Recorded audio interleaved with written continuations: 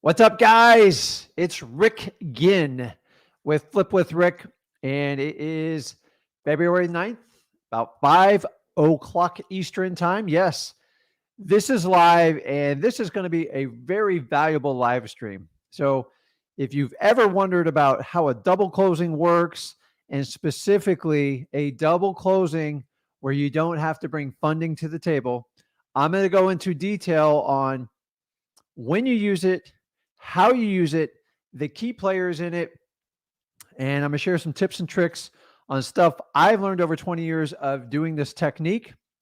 It is a little bit more of an advanced technique, but it's something everyone should know. And really, it's just like another tool you can put in on your hip pocket in your arsenal. So here's what we're going to do. I've committed to 2 hours with you guys today. I love spending time on these lives. There's no better way to interact with you guys. So the more people that can join in the fun and ask questions. So that's how we learn. So if you put in questions, I'm going to involve you guys and ask for your input on more information you need on the double closings, particularly on the no funding deals. And what we'll do is we'll take the last hour and a half, hour and 15 minutes, and we will just open it up to all questions, anything relating to wholesaling, honestly, anything relating to real estate. And the idea is just have fun. So if you're new to this channel, my name is Rick Ginn, aka Dad. I've been doing wholesaling for 20 years plus. Sorry about that. And I actually love this business. So I hope it comes through in my energy, my passion. I taught my son this business. He actually wanted to do it. I didn't push it on him like some people say. And he's been in the business now 5 years. And we've created this channel so we can share information on how to get you started in wholesaling to make 100K without spending a dime other than your attention time, your hustle, and your energy. Now, I will never ask you for a credit card. I do not pitch any courses. Some people think that's crazy. I just think times have changed. So when I started in 2002, we only had one way to do it. We paid $10,000 to $20,000. Someone would teach us some basic instructions about wholesaling, and then they were a hero. Well, I'm just telling you, the world has changed in 20 years. That's why you see courses at almost 70% cheaper now, and much more inexperienced people teaching it. So me and Zach bring you the best of both worlds. And here's my promise to you. I'm never going to hit you over the head with some sort of insane offer to teach you wholesaling, because it's like learning your ABCs. It's really, really simple. I love it. And the more people I can teach, the more my legacy grows, the more my son's legacy grows, to help out as many people as possible. If anybody has an issue with me helping you out for free, it's their problem. It's definitely not my problem. But listen, before we get started, let's get the energy level up. You guys know where I'm going with it. Let's jump into it. Let's get insane. Let's have some fun, man. Because if you don't have fun wholesaling, you can't be on my channel.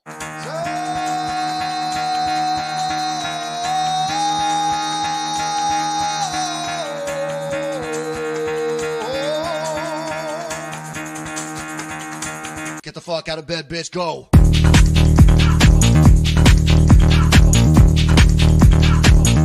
Get up, again, they got go.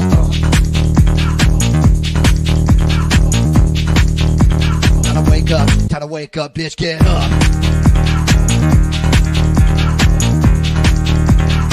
Get up, get up.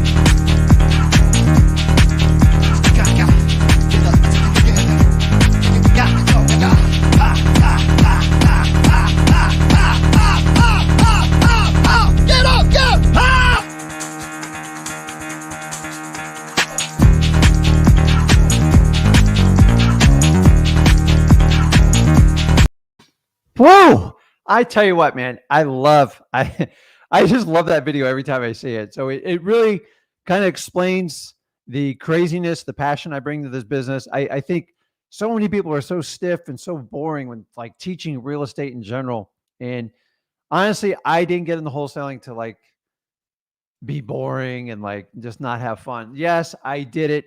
The reason I'm in wholesaling, my why, I've told you all, it's all about freedom for me. Freedom to do whatever I want, freedom to financially make myself free, my family free, and everybody around me.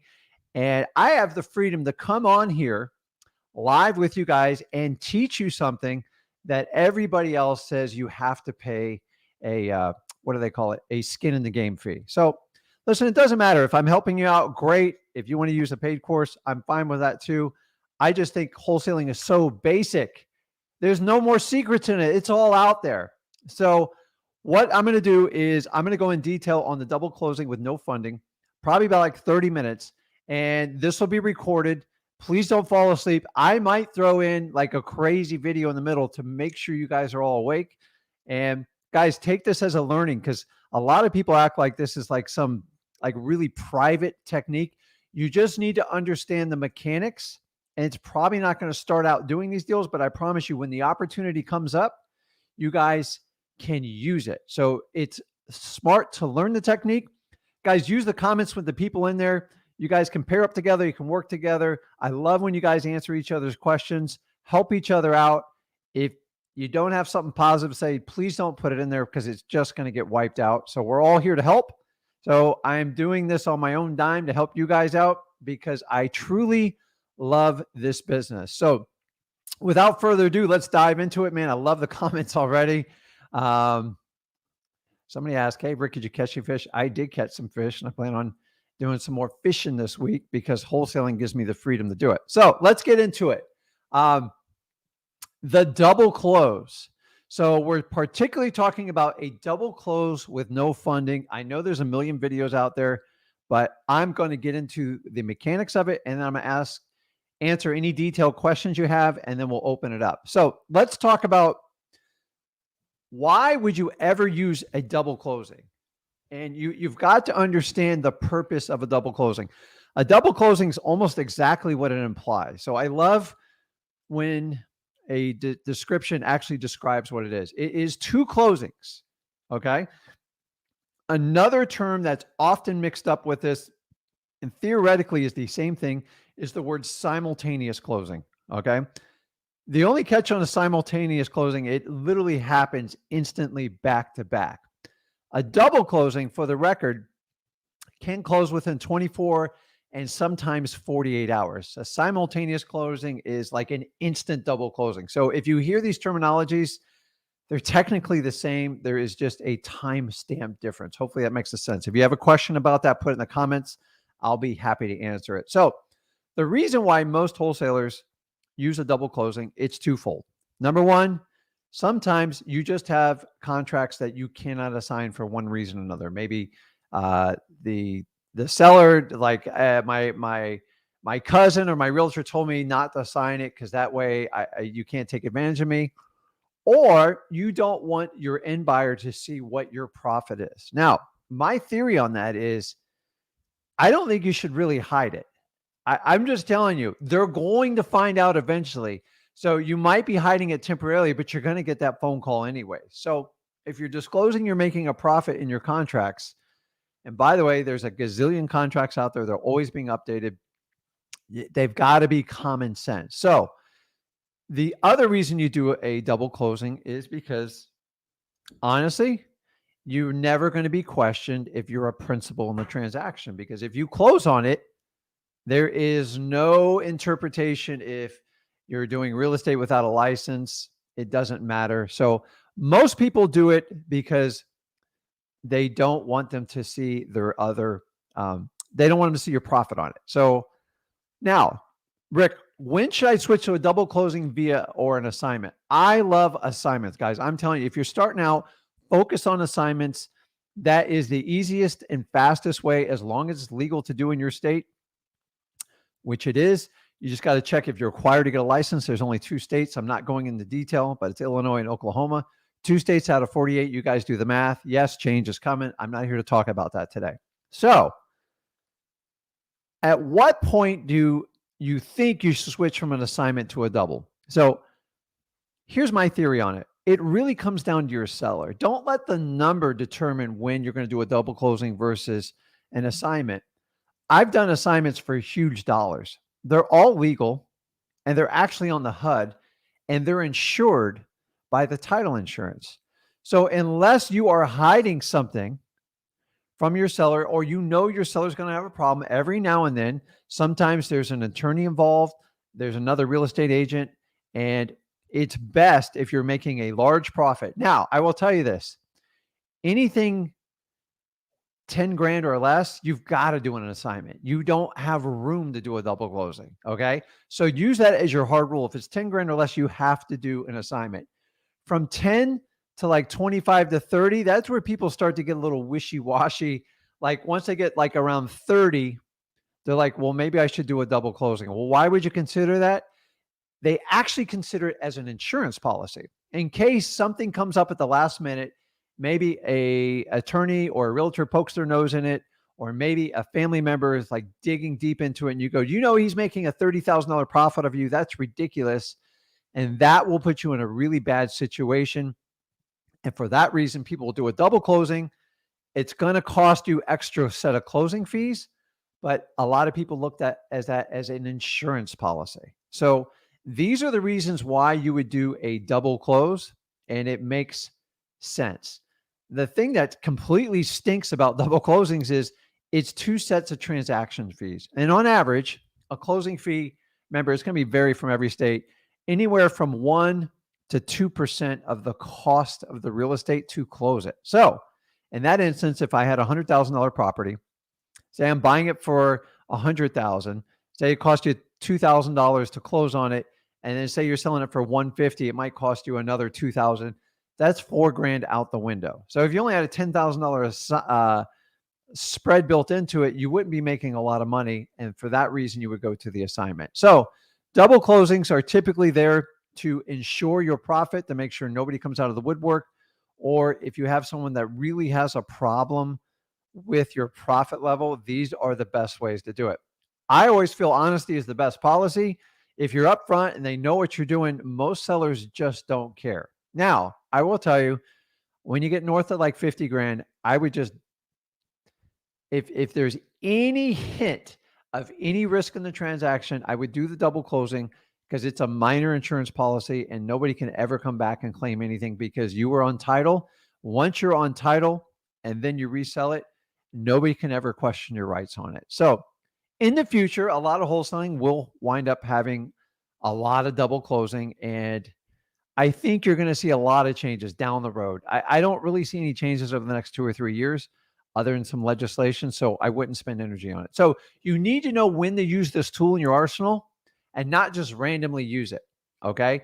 Big profits, any question marks at closing. Sometimes you just have, sometimes the husband's on board and the sister is not, or the wife, and there's all sorts of things that can happen. And, or sometimes, it's a 6-figure deal. And in that instance, I would always double close because it's not worth risking it at the closing. So let's talk about the 2 key players for a no funding double closings. So nobody talks about this, and I don't know why. So the 2 most important people, actually, I'm switching over the comments right now. If you guys can put it in there, and I'm going to wait a minute. Who do you think the 2 most important people are in a no funding double closing? Go ahead and put it in the comments now. And I'm going to see if you guys know the answer. And I'm going to look through a couple questions real quick. I'm going to wait for that because I want you guys to be involved in this. Like sometimes these teachings are like boring, and I know it. So I try to make it fun, entertaining. I'm telling you, if you guys learn this technique, you will be amazed at how much money you can make in wholesaling. So who do you think the 2 biggest key players are in a double closing with no funding? And you'll be surprised with the answer. So,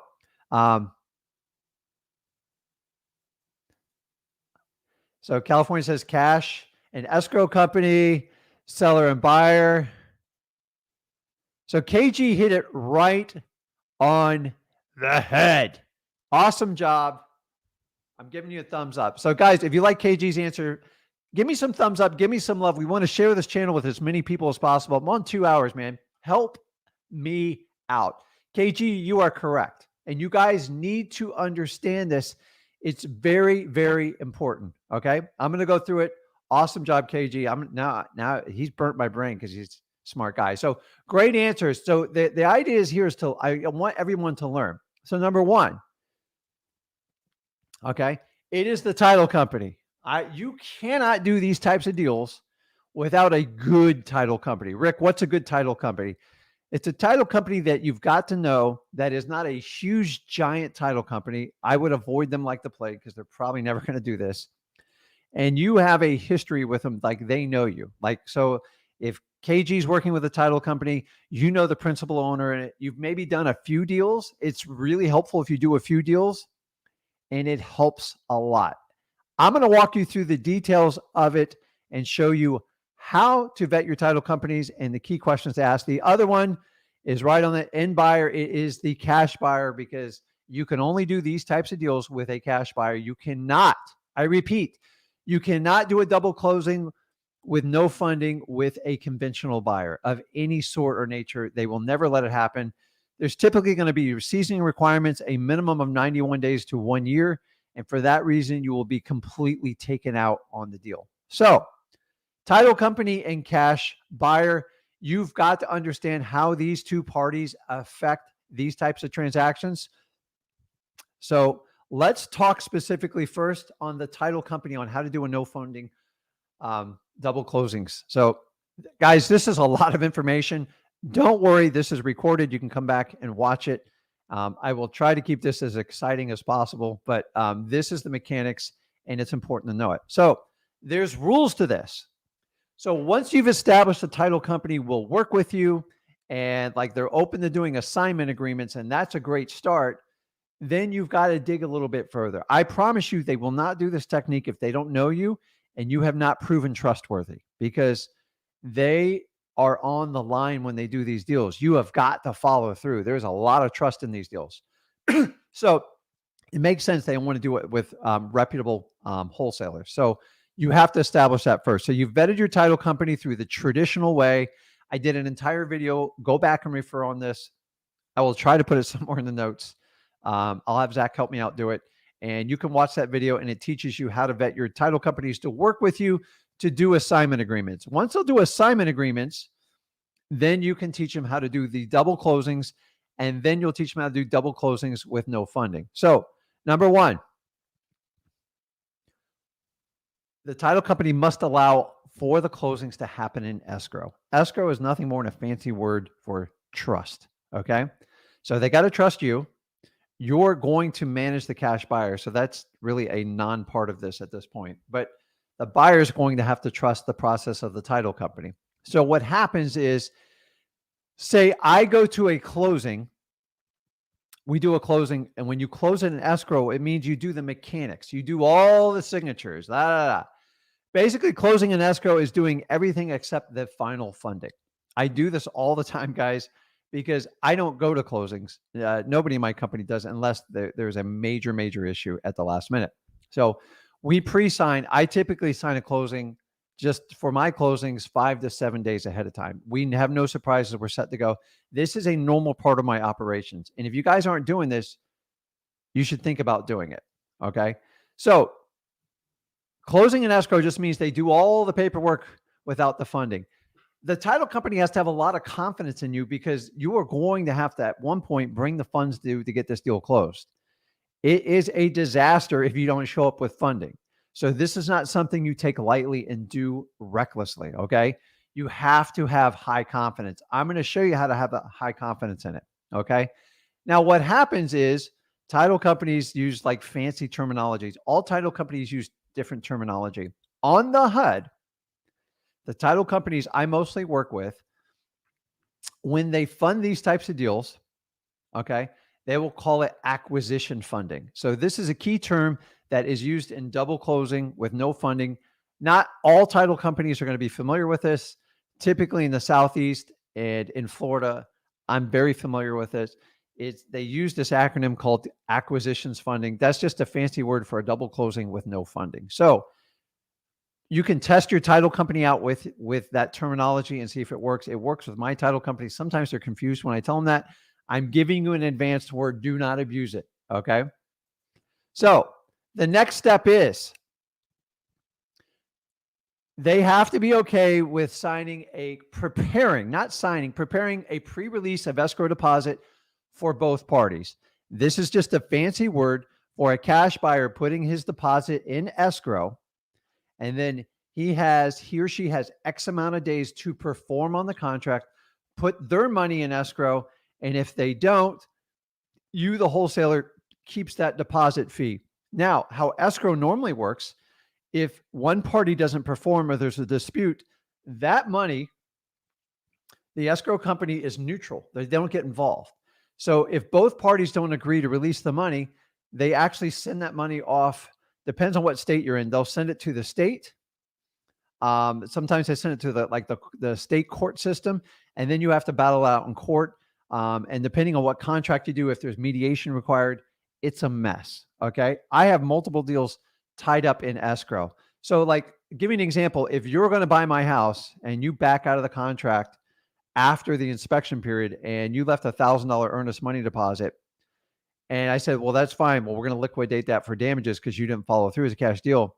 You actually have to get permission from the buyer to release it. They just don't give the money back automatically. Just so you know, earnest money deposit in escrow is not a non-refundable unless you do this. So by signing a consent form, and there's no one consent form that fits all title companies, you're better off having your title company preparing it instead of me giving you bad legal advice. It basically says in the event that either party does not perform, that the money will be used as liquid damages and both parties agree to release all claims and the title company for it. So in the event your in-cash buyer does not send through the final money, you keep that deposit as liquidated damages and you don't need the buyer's permission. It is brutally important. Now I'm going to disclose this for you. Some title companies don't like this, okay? Because they go, well, it's we hold harm. They're still somewhat responsible. So I know the owners of title companies, they've got to be comfortable doing it without this key clause, a pre-release escrow deposit. It's very challenging to do these deals. You need to know that your end buyer has pain if they do not follow through. Okay. So we've talked about closing an escrow, using words, acquisition funding. A lot of times they put on a line item on a HUD. I'm not even going to tell you what number it is because they constantly move it around. And these pre-release forms are important. I suggest you not telling them what to put, just tell them what you want. Basically says if my buyer does not perform, that he automatically releases the funds to my company for liquidated damages. If they pre-sign that and they don't perform, you're good. Like, it's your money. You don't have to fight it in court. You don't have to get an attorney. This is a key to a double closing with no funding. Okay. Now you all say, well, Rick, the double the fees and the closings. Are you kidding me? I don't want to pay. I don't want to pay it either. I'm going to let you in a little dirty secret on how this works. Okay. I've done thousands and thousands of transactions with title companies, and I'm going to let you know a little bit of secret on this. Okay. If you don't ask for stuff, you do not get it. Okay. Let me repeat this. If you do not ask, you will not get it. Okay. Title companies, I have good friends that run title companies, but if you are naive and you do not ask or request certain things, they're just going to charge you full retail price. Because you got to understand, the average person that goes to a title company buys 1 or 2 properties their entire life, maybe 3, and they're not familiar with any of the fees. So if you're doing assignments, you should be brutally aware of what your closing costs are, title insurance, and all that stuff. So here's the secret, guys. Number 1, you're going to ask your title company upon the second closing of your double closing with no funding involved, you're going to ask for a reissue credit of title insurance. Okay. Write the word down. It's on the screen. So I know in my state of Florida, it is required by law to offer a reissue credit on title insurance. So,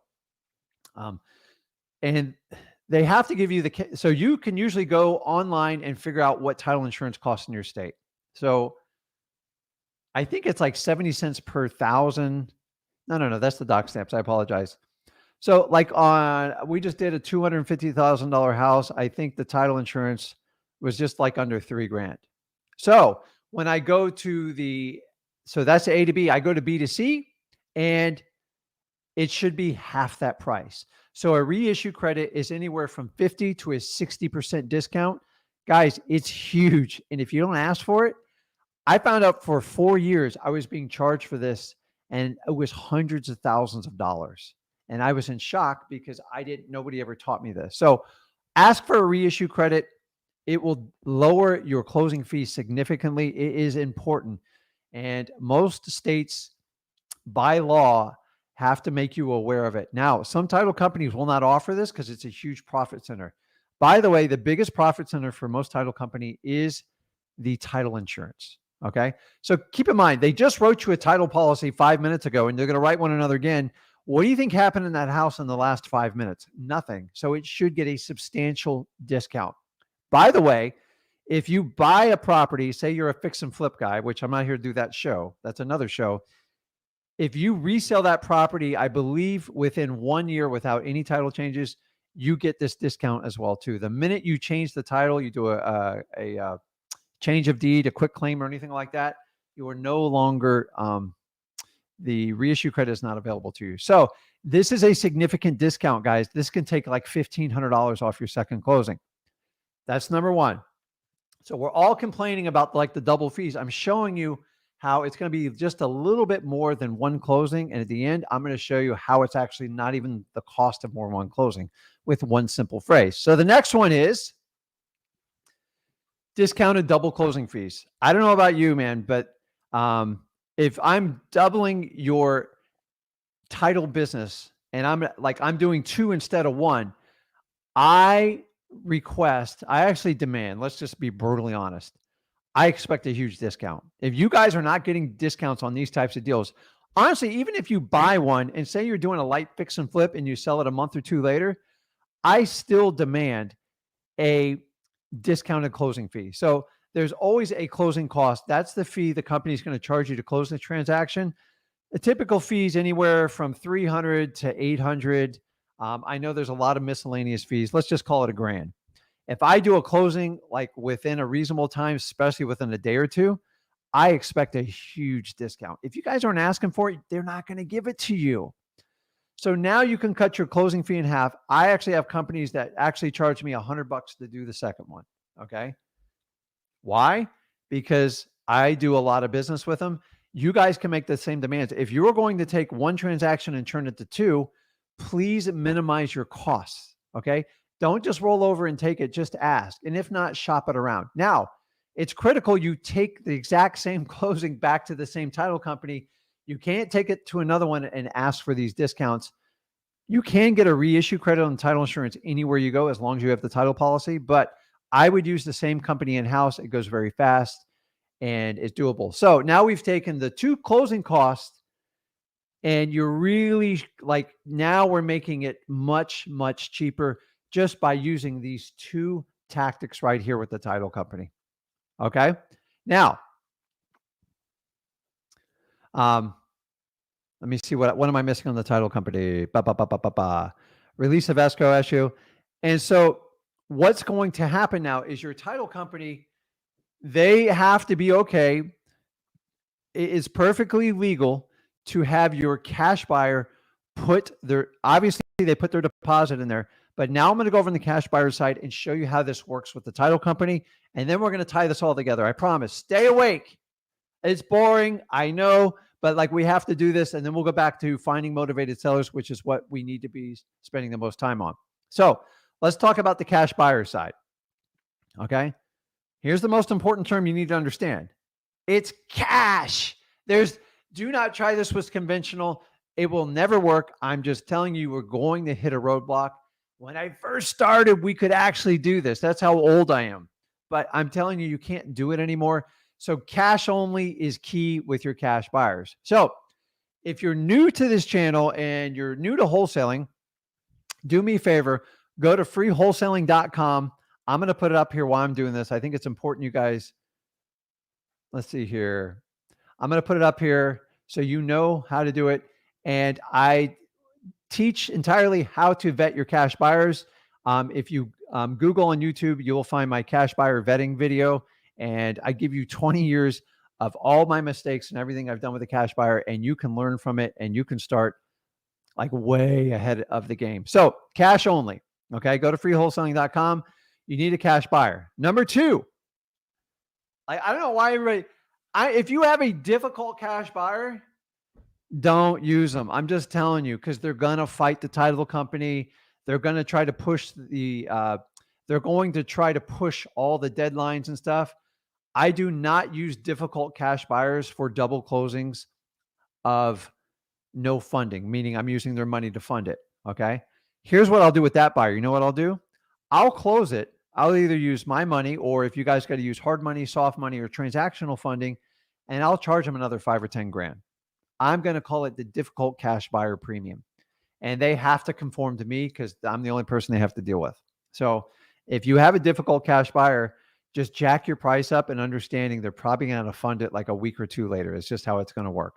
I've never had a difficult cash buyer work with a double closing with no funding. Okay. So here's a key one. You ready for this? They must fund the entire transaction at least 48 hours in escrow prior to closing. I'm telling you. Well, Rick, why do they have to do that? I am not going to sit here and lose sleep. The deposit's one thing, guys. Okay. I'll talk about the deposit at the end. Actually, right up after this slide. What happens is, why do they have to do it 48 hours? Why not the day of closing? Well, what happens if they don't fund it? What are you going to do? You're screwed. Like you're done. I actually requested 72 hours, but do not do less than 48 hours. That's the only time I've ever had a problem. Yes, you get to keep the deposit if they pre-signed the release form with the title company, but that still doesn't fix your issue of funding the deal. If I have 48 or 72 hours, worst case scenario, I can go back to the seller.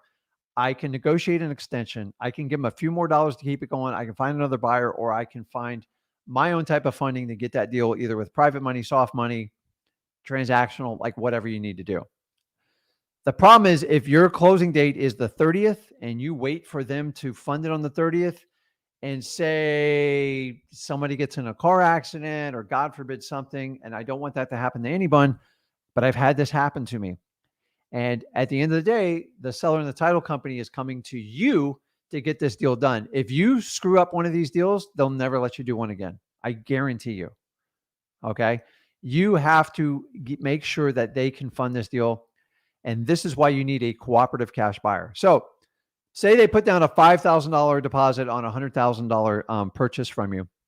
And then what happens is, if I'm closed on the 30th, by the 28th, they've got to put that other $95,000 in escrow to make sure that once that money's in there, dude, the deal is done. Because remember, you've already pre-signed everything in escrow.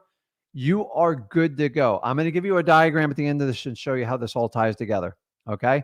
Obviously, the buyer must pre-sign the release of earnest money. So in the event that they do not follow through, you do not have to chase them down for their permission to get your liquidated damages, and it gives you time to move forward. Now, let's talk about the deposit. Okay. This is the one argument where skin in the game works. When we're talking about actual real estate, we're not talking about courses. Okay. Skin in the game on a buyer is everything, because I want to make sure they follow through. I would never do less than 5%, and 10% is what I want, because these types of transactions, the seller's relying on you, the title company's relying on you. And honestly, if you personally don't have the funding set up, which I believe you really should, that's just my personal belief, I would get 10%. You know why? Because I guarantee you, if they leave you 5 to 10%, you have a 95% probability of them following through. You leave 1,000, 2,000, it's 50-50. How do I know this? I'm telling you this from experience. Get a sizable deposit. Make sure they sign the pre-release. That makes it non-refundable. The money goes in escrow. They feel safe with it. And honestly, if they don't want to do it, they are not your buyer. Like, they just saved you hours of work. Run with it, enjoy it, and go from there. So now that we've done that, I want you to understand this. This is huge, guys. Okay. I'm just telling you, nobody ever talks about in the video. And I'm almost like scared to even share this little secret. I'm going to share it with you. Ready? Give me a couple thumbs up so I can do this. And then I tell you what, I see some of you like falling asleep. I'm going to wake you up right now.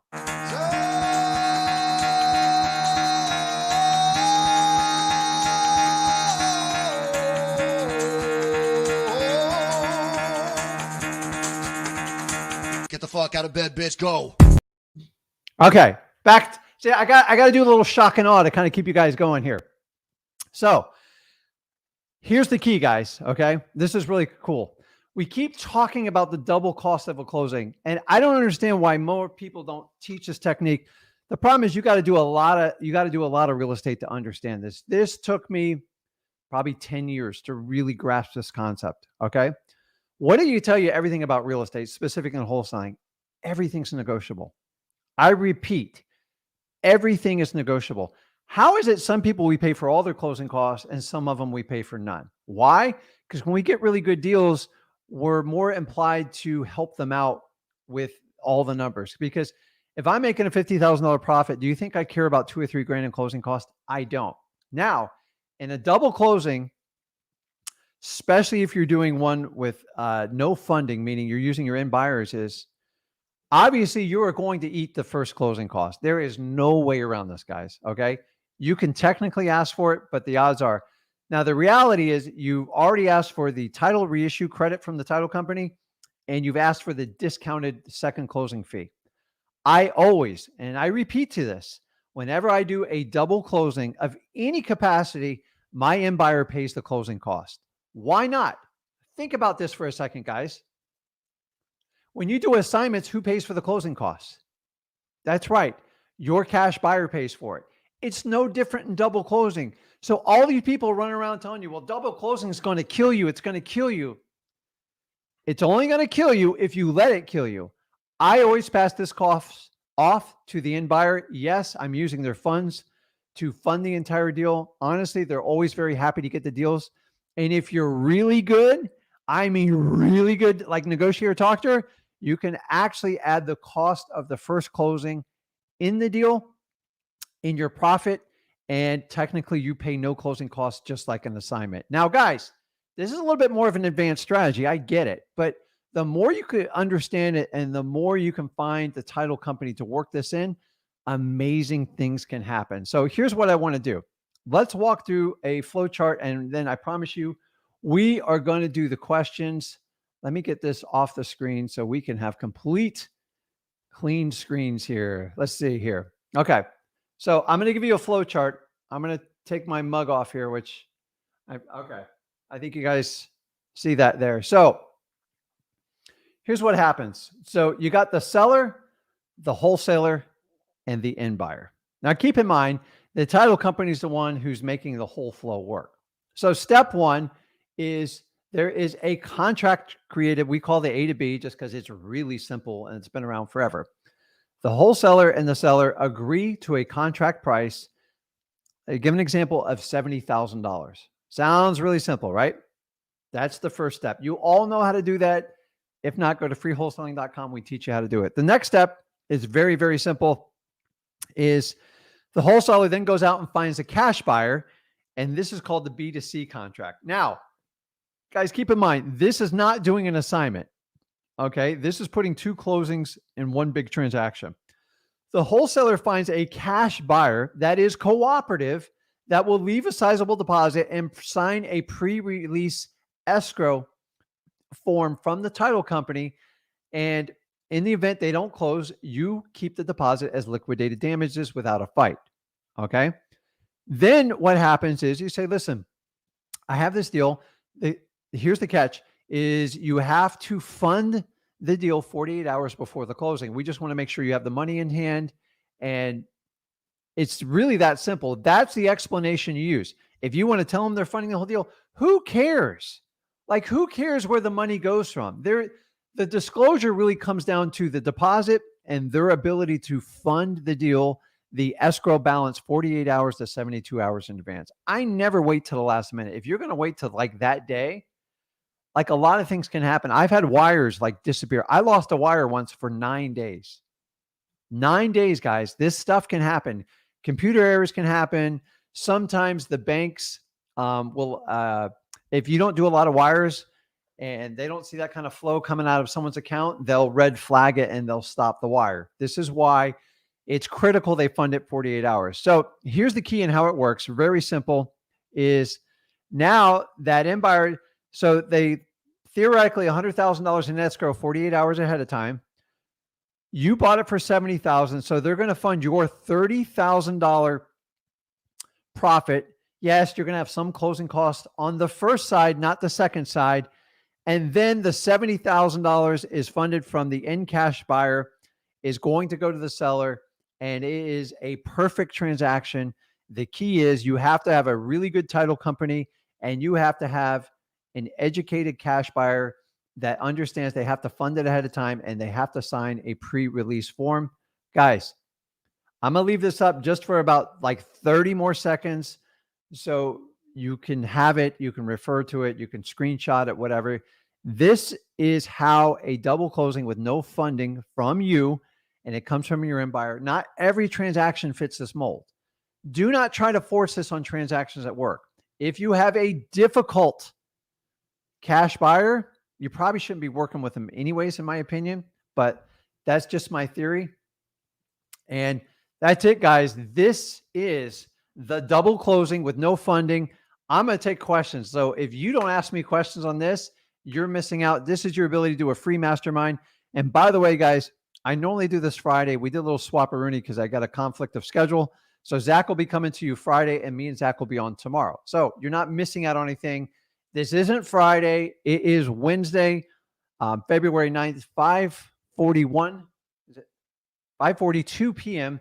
Eastern Standard Time. If you want to ask if it's live, you guys should always ask if it's live, because if someone says it live, it should be live. So I'm all about authenticity, and like having fun. So let's dive into the comments. What's up, Sean? How you doing? Let's see here. Okay. Why? I think I did it backwards. Sorry, Sean. You just put it in. So we've established the title company and the cash buyer are the two most important parties to do a deal like this. By the way, this should have zero effect on your seller. Your seller honestly won't even know that it happened. So Kenneth puts a big one up here. Talk about wet funds, or like it's just, so there's a lot of like slippery terms. Like, do not use the word wet funds around title company, because they're going to think, what do they call it? When you do stuff like that, it really red flags it. It sounds a little bit like they don't like that type of terminology. So I'm actually going to do an entire live very shortly. I'll do a video with it too, on terms you should never, ever, ever use in the presence of an attorney or a title company, because it's going to get you red flagged instantly. And there's so many going out there right now, because they are not correct terms, and they will like flag you immediately. So good job on. So you hear wet funds, that's kind of like a slippery word, and you do not want to use that with your title company. What's up, MJ? How you doing? Okay, let's get down to it. Let's start out. MJ says here, Rick, how many days would you recommend for an inspection period? The seller's asking for 10, but I don't think that's long enough. So it just depends on the market and your experience. MJ, listen, if you get a really good deal, I've done 0. Like when you know you're getting something 40, 50 cents on the dollar, and that's a sticking point for them, then I'll go 0. But I've been doing this 20 years. So my recommendation is try to get as much time as you can get from the seller that makes you comfortable. Understanding you have an obligation to that homeowner. Please don't write contracts that you do not think you can fulfill, or you think you're overpaying, because if you think you're overpaying, I guarantee you're overpaying. So the thing is, if you're only going to get 10 days, you need to get to work. So if you have an established cash buyer base and you're comfortable with it, and it's an area you've done other assignments on, then go for it. If that gets the deal done and there's plenty of profit in it, shoot. Somebody asked me, what's your longest inspection period? I did once 9 months.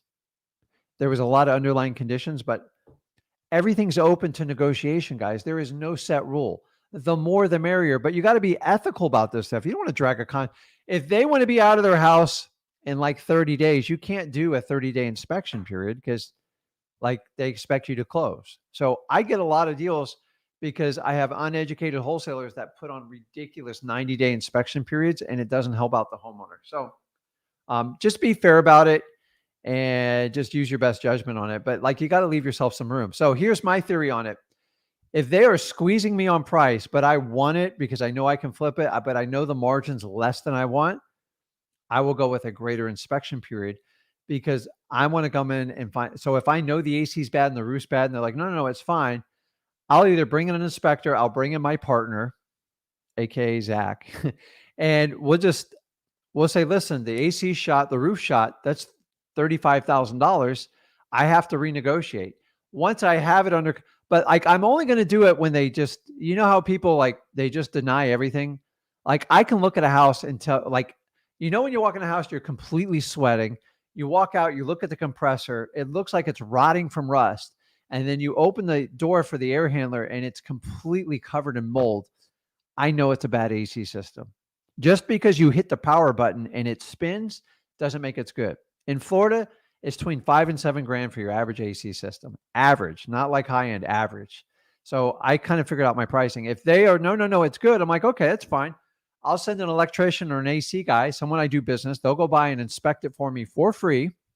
And he'll say in 2 seconds, he goes, that thing's bad. Get rid of it. I go, how much for a new one? Right in front of him. He'll go, I don't know, $7,000. So then they're forced to either renegotiate with me or I get out of the contract. I don't like playing that game, but that's the game of real estate investing. And sometimes sellers just don't tell you the truth. And a rare occasion, they tell you everything is wrong, but for the most part, they're not going to admit to it. And if they don't, you can use that strategy. So,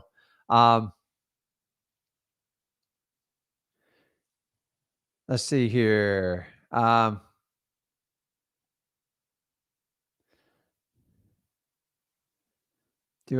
Okay. So A Spare asked, do I need to be an LLC to do an acquisition funding? No. The thing is, you have to make sure your end buyer has the funding to get the deal done. So they don't care if you're an entity or just a regular person.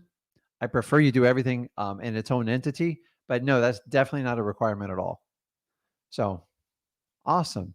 Hey, Italian Ranger, thank you for helping answer questions in the comments here. So, Supreme Genius asks, how do I start? Really, really simple. Go to freewholesaling.com. And if you guys want to learn how we get our list, I just did a massive list with listrei.com, and I'll share the results with you when it comes out. And if you want to get a free trial version, a 7-day, we use PropStream. If you use listrei.com, we provide the 7 days free, and we also provide training for you. I love it. We also use, what is it? So I don't own these companies, guys. So I actually use companies that actually help me make business in my wholesaling business.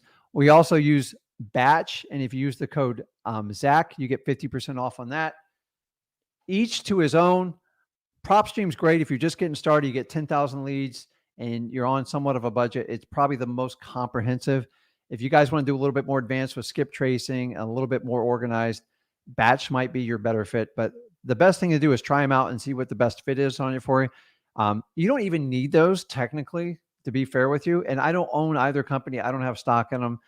We just use them. So for full record, we pay a subscription to these services and we've been using them for years. So I know what I'm talking about. Zach has a lot of experience in it. And honestly, the old days we used List Source was CoreLogic, and it was brutally, it was 15 cents a lead. So you do the math.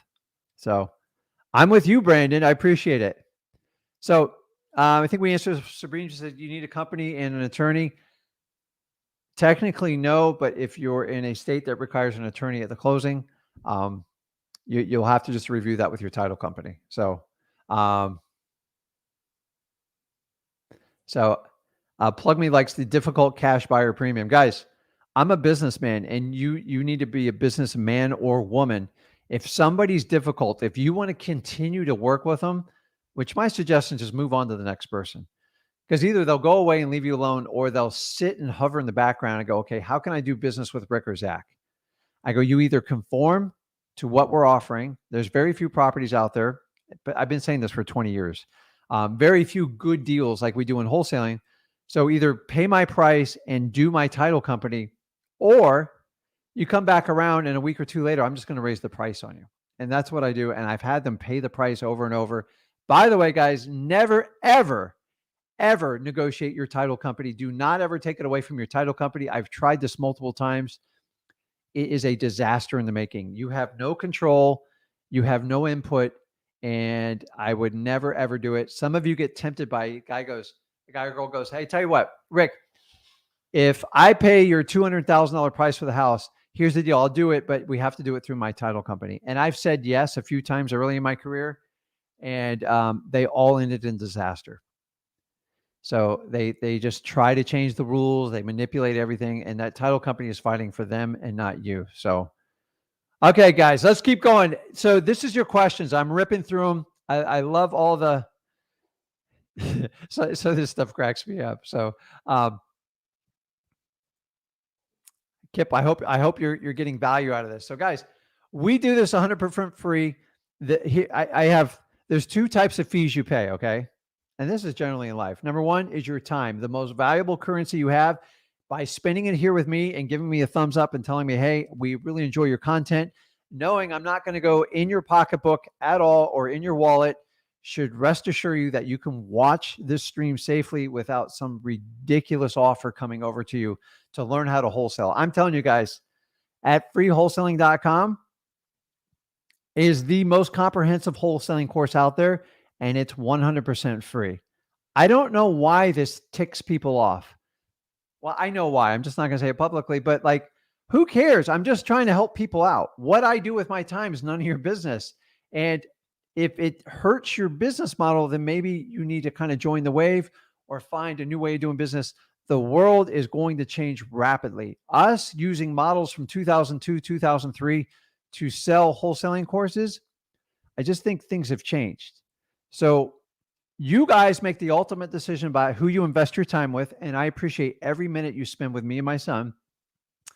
And number two, by sharing this channel. As many times you can share, as you can hit that subscribe button, you can hit that like button. It helps the algorithm. I can barely even pronounce the word, to share it with people that have common interests like you and me. So if you're frustrated with all this, like I got to go through an interview to find out if I qualify for the course, I'm going to let you know a little secret. If you have a credit card, you qualify.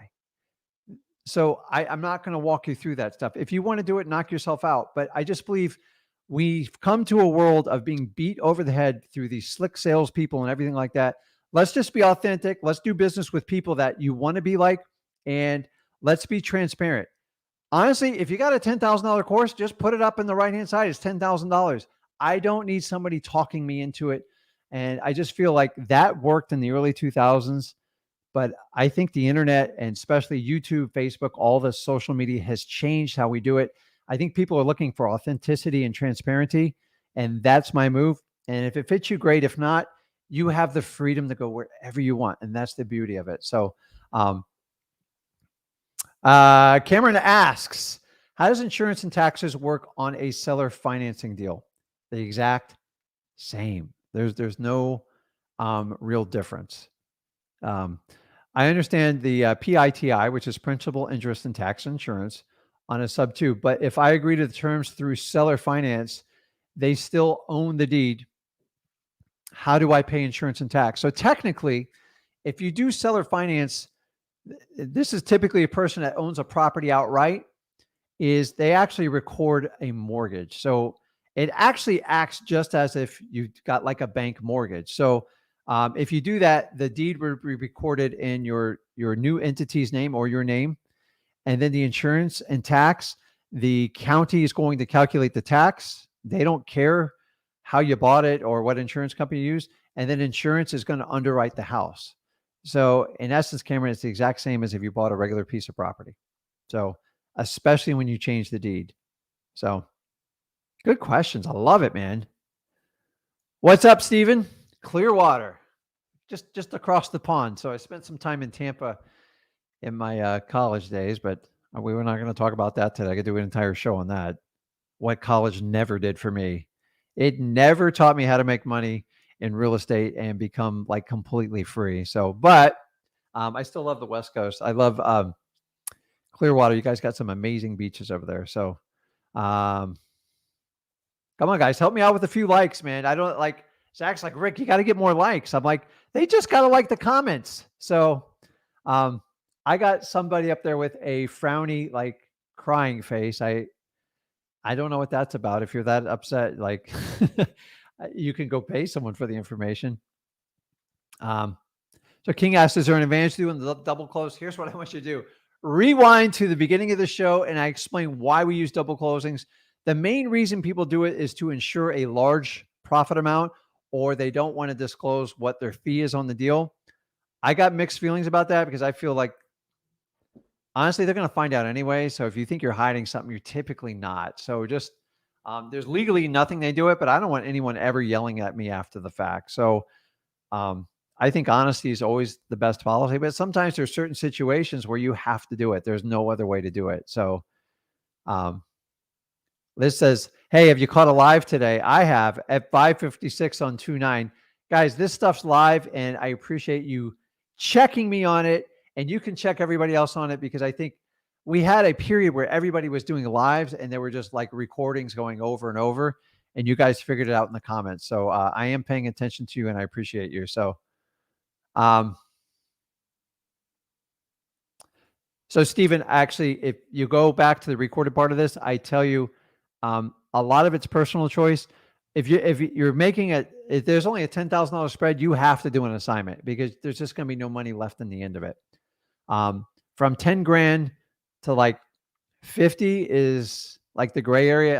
Anything north of 50, 75, I strongly recommend doing a double closing. It's just, when you get in big numbers, you don't want anything to happen. So sometimes double closing, if you guys would just look at it as an insurance policy and understand the second closing is typically paid by the end buyer that's funding the deal, you're really not paying more than one closing cost. So this argument on like, you got twice the cost, it's inaccurate. Guys, I've done this business for 20 years. That is a flat out lie. And if you're doing it that way, you need to get educated on how to make your cash buyer pay those closing fees. And remember, you're giving them the discounted fees. They're getting the 50% off on the title insurance, and they're getting the pre-negotiated cash buyer's second close fee. So in essence, they're probably paying less than 1% of the entire transaction cost, which is a smoking deal. So they do the same in an assignment fee, Stephen.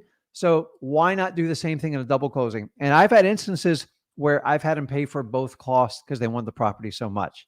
It doesn't always work that way. My recommendation is you pay the first closing cost, you eat it out of your profit, and then the second one, you push it off to your end buyer that's funding the deal. Awesome question, Aaron, and I really appreciate it. And I was waiting for this question. Do you need two different contracts to do a double closing? The answer is yes, 100% yes. Remember, A to B is its own contract. B to C is its own contract. You're just blending it together and flowing the cash around. So if you have any questions, I did an illustration and refer to it, screenshot it, whatever you need to do, pause it, and it will kind of like, I'm a visual person. So sometimes like I can talk to you, but sometimes if you can see a flow chart and you understand how it works. The main thing is you guys got to understand, you have to understand the mechanics of how to work with the title company, particularly with the escrow, and how to train your cash buyer to cooperate on these deals. They have to be 100% compliant. If they're not, charge them the difficult cash buyer fee if you want to work with them, and that's it. Yes, I'm telling you, I've had a difficult cash buyer come to me 48 hours later. He goes, okay, I'll take that deal now. I go, oh, it's changed. I'm sorry. You didn't lock it up.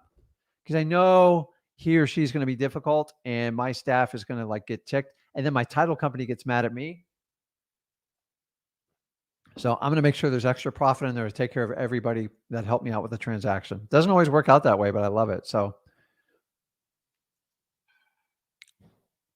Craig, man, these questions, man. See, this is how you get your value on a mastermind without paying a $30,000 fee to ask questions just like this from someone who's done the business 20 years. Craig's asked, Rick, if you only have big corporate title companies in your area, what kind of questions do you ask to find which one is most investor friendly? So here's what I'm going to tell you, Craig. Go on my the Flip with Rick YouTube channel and just search in there cash buyers. And I do an entire video on how to vet them. It will cut to the chase on you for it. And it's the best way. It's so important. Guys, do not spend time coddling cash buyers. You only need one. Okay. And they constantly change. The theory where people say, go out and get 500 or 1,000 cash buyers, some of the worst advice I've ever heard in wholesaling. And you guys have been programmed for the last almost 10 years on it. It is the worst advice I've ever heard in this business. This is not a numbers game sometimes. The numbers game's on getting your list. That will always be a numbers game. But your cash buyers, you actually have to vet them because most of your cash buyers are a lot of tire kickers. And here's the worst part is most of them are wholesalers that want to do nothing but daisy chaining. If you've never heard of daisy chaining, it's meetings where they go out and find other wholesalers deals and try to match them up with their cash buyers. This is also known as a realtor. This is 100% working as a realtor. I do not advise it. I did it in the beginning, but it was a different world.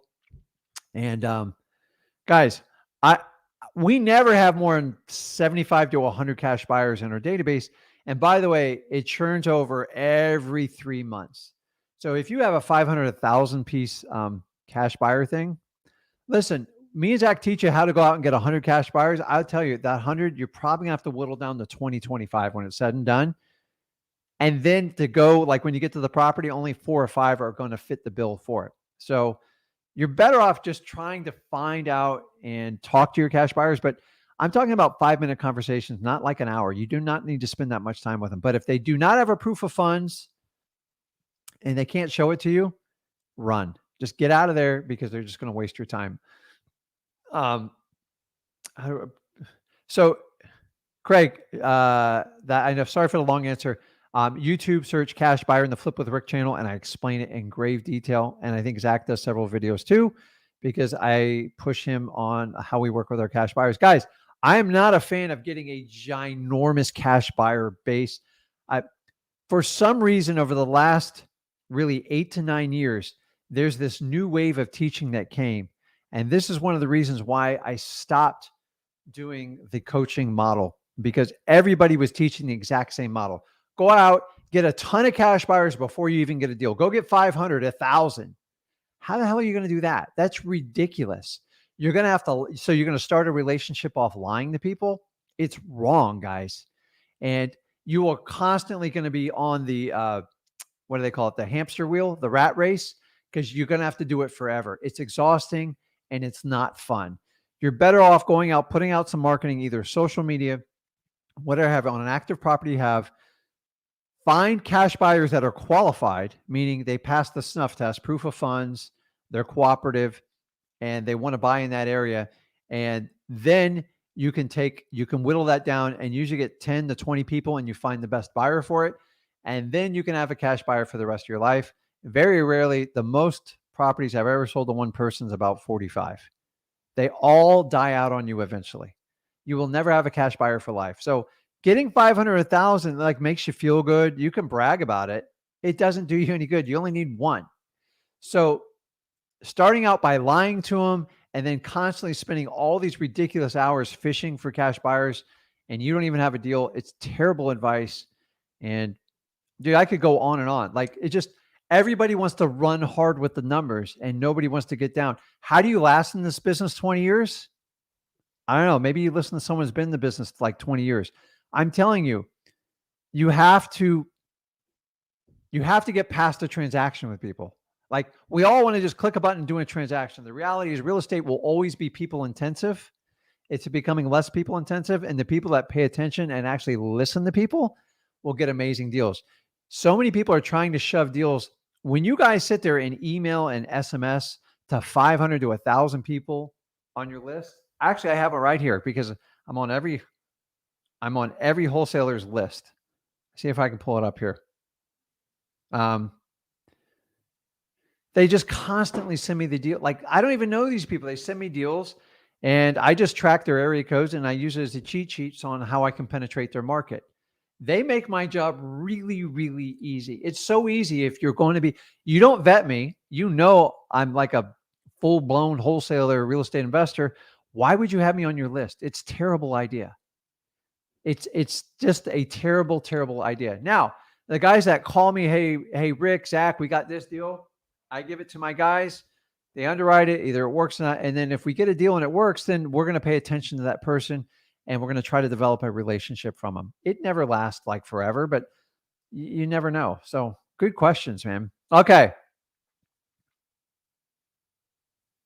So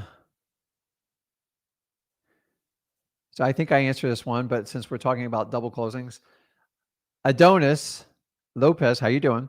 Is asked, do I need another contract besides the seller contract and the end buyer assignment of the agreement and doing close? So number one, there's no assignment in a double closing of any sort. Okay. An assignment basically takes you straight from the seller to the end buyer, and you are the peanut butter in the middle of that sandwich. So you guys know how I love a PBJ. I am starving right now. So we're not going to start talking about how to build a PBJ because you guys, I just love a good PBJ sandwich. And if you're one of those people that do not put a lot of peanut butter on the sandwich, we're going to have a problem because I like it nice and fluffy. What's the point of biting in that fluffy white bread with that soft, gooey peanut butter with that beautiful jelly? And so there's an argument to use grape or strawberry. Let me know. You see, you guys, my ADHD, which is my wholesaling superpower, is I try to use to my advantage because my brain works very fast. And but there's no assignment in this. So there's an A to B contract and there's a B to C, and you're tying them all together. So an assignment's when you go straight from the seller to the end buyer and you facilitate the transaction and capture the peanut butter in between. Hopefully that makes sense. So Coach says, does the seller and the buyer have to be at the double closing? No, because remember, you're going to close them in escrow. So they're like, you can pre-sign up to, I believe, 5 days. I've done as long as a week, but most pre-signings are done a few days ahead of time. So, and then once you get a reputation, you can actually do these things all online. Once you establish yourself.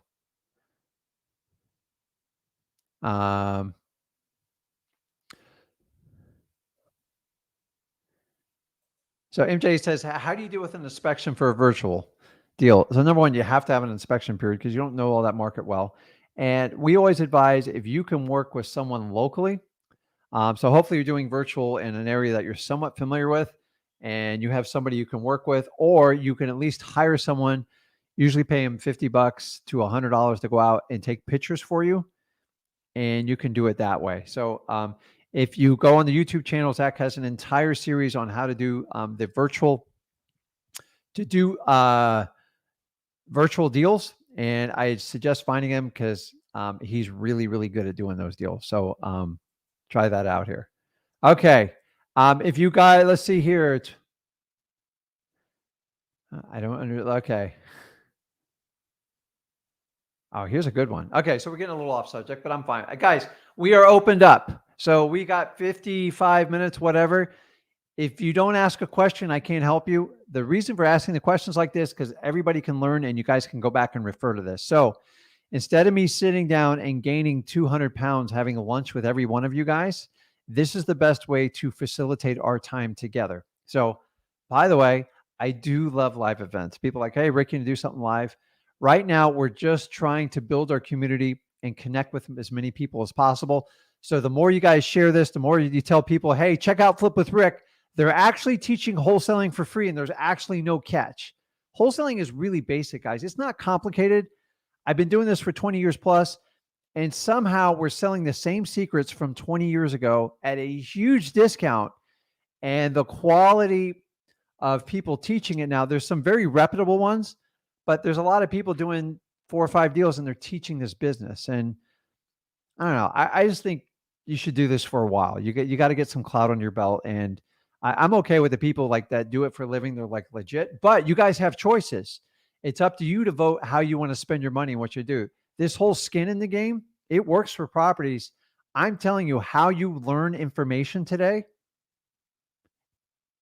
is completely up to you. Okay. The traditional schools, everything's changing. I think I saw the handwriting on the wall in 2013. I just saw it and I just sat back and said, this is absolutely crazy. There's repackaging the exact same information. And now we have this thing where we've been ultra aggressive. And listen, I've been part of it too. The cold calling, the SMS, I love all that stuff, but we've pushed the envelope through real estate coaching so hard that we've created a lot of the problems in our industry because there's been no policing on a lot of these marketing activities, meaning, hey, you can flip a house, you can sit on the beach, there's no risk, there's no money, and you'll make $1 million doing it. That's just not the truth. It takes time to get established in this business. And what I'm trying to tell you is you have choice. So Peter has a question. Rick, few possible deals in a 55 and older community. Do you have any advice on these typical deals? So number one, if you have someone 55 or older, you're built in. So I'm 52. I'm almost built into it. It's like embarrassing now. But I will tell you this. I avoided these things like the plague. I'm telling you, I have changed my mind in the last probably 7 years now. I've probably done about 50 of them. It is a little bit more cumbersome. So if you want to learn something, a 55 and plus and older community, did you know that not everyone has to be 55 and older to live there? And I learned this the hard way. They have to leave a percentage of the community open to the public, meaning if a 25-year-old wants to live there and if they haven't met their quota, they have to let them in. They will make it difficult on them, but they can do it. Okay. What that percentage is, it's usually somewhere between 10% and 20%. So meaning 80% of the community has to be 55 and older. And by law, a lot of them have to leave 20% or more. That's how it is in Florida. I can't speak for the rest of the country. Okay. They have a lot of rules. That's the real problem. It's heavy HOA. So if you could do a double closing with the end buyer's funds on a cash deal, 55 and older is perfect for this type of transaction, because here's the problem. You typically have to fill out an application, $100 to $200. Okay. Then you have to physically meet with the board. I swear I've done this at least 25 times personally when I didn't have a choice. And the whole point of the board is to kind of discourage you. And then the board only meets once a month. And God forbid there's a thing going on in society. Sometimes they only meet once every 3 months. So this can cost you a lot of time and energy. And then you get approved, and then you got to do a background check. Sometimes they ask for financials. It's crazy what they ask for. And this is why it shies away most investors. The main thing in 55 and older, don't let the age discourage you. The main thing you have to look for is, do they have any rental restrictions? So sometimes it's at like a 1 year. I've seen them as long as 2 years and even 3 years. Number two, sometimes they have a resale clause that you can't resell it in X amount of days or years. If they have hard rules like that, avoid them like the plague. If they don't, and it's a nice community and it's typically they're affordable housing, like go for it. But the problem is you have to do an application, and then that takes you 30 days. And then your new buyer has to do an application. I just did a deal last week. Okay. On this type of deal, and we did it via assignment, and then I had my new buyer fill out the application, sit in front of the board, because I didn't want to do any of that crap with me or any of my employees. And that's a great scenario for an assignment. A double close, sometimes a little bit challenging because of the application fees, because most of these HOAs, you have to be approved to get the deed in your name. And also the other hit is sometimes they try to refuse LLCs and companies from buying in there.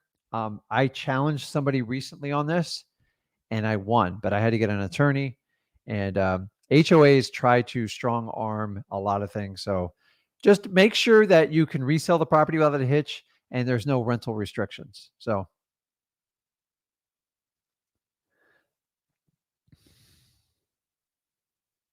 let's see here.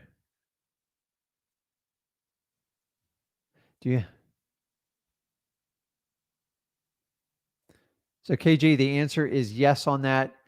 If you guys want to learn more on how to do that, we're working on quite a few deals right now.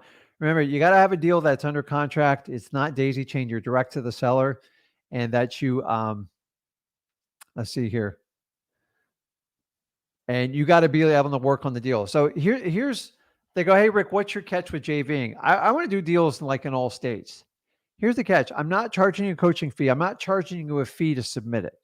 So a lot of people will charge you a fee up front. That's used as a filter so you don't submit a lot of junk. So if you're going to submit something that doesn't even slightly work, your deal's probably just going to be eliminated. We're just saying no. Okay. I probably save you a lot of aggravation. But if you have a deal and you want to work with us and split it, I'm not buying your deal. Like, I just, full disclosure, we don't buy your deals. We try to work with you and show you what we would do to get that deal sold. And the idea is you get more of one-on-one learning with us. And so those of you that really desire to work with us one-on-one, because I don't offer coaching, because I just have a different way of creating my legacy. I'm not saying coaching's wrong, but so if you want to work with me and Zach like one-on-one and talk to us on a phone call or a Zoom, submit a JV deal. Oh, well, Rick, I got to split it with you. Think like, who else offers? Take the word learn. You'll learn with us, and then you drop the L, and then you'll earn.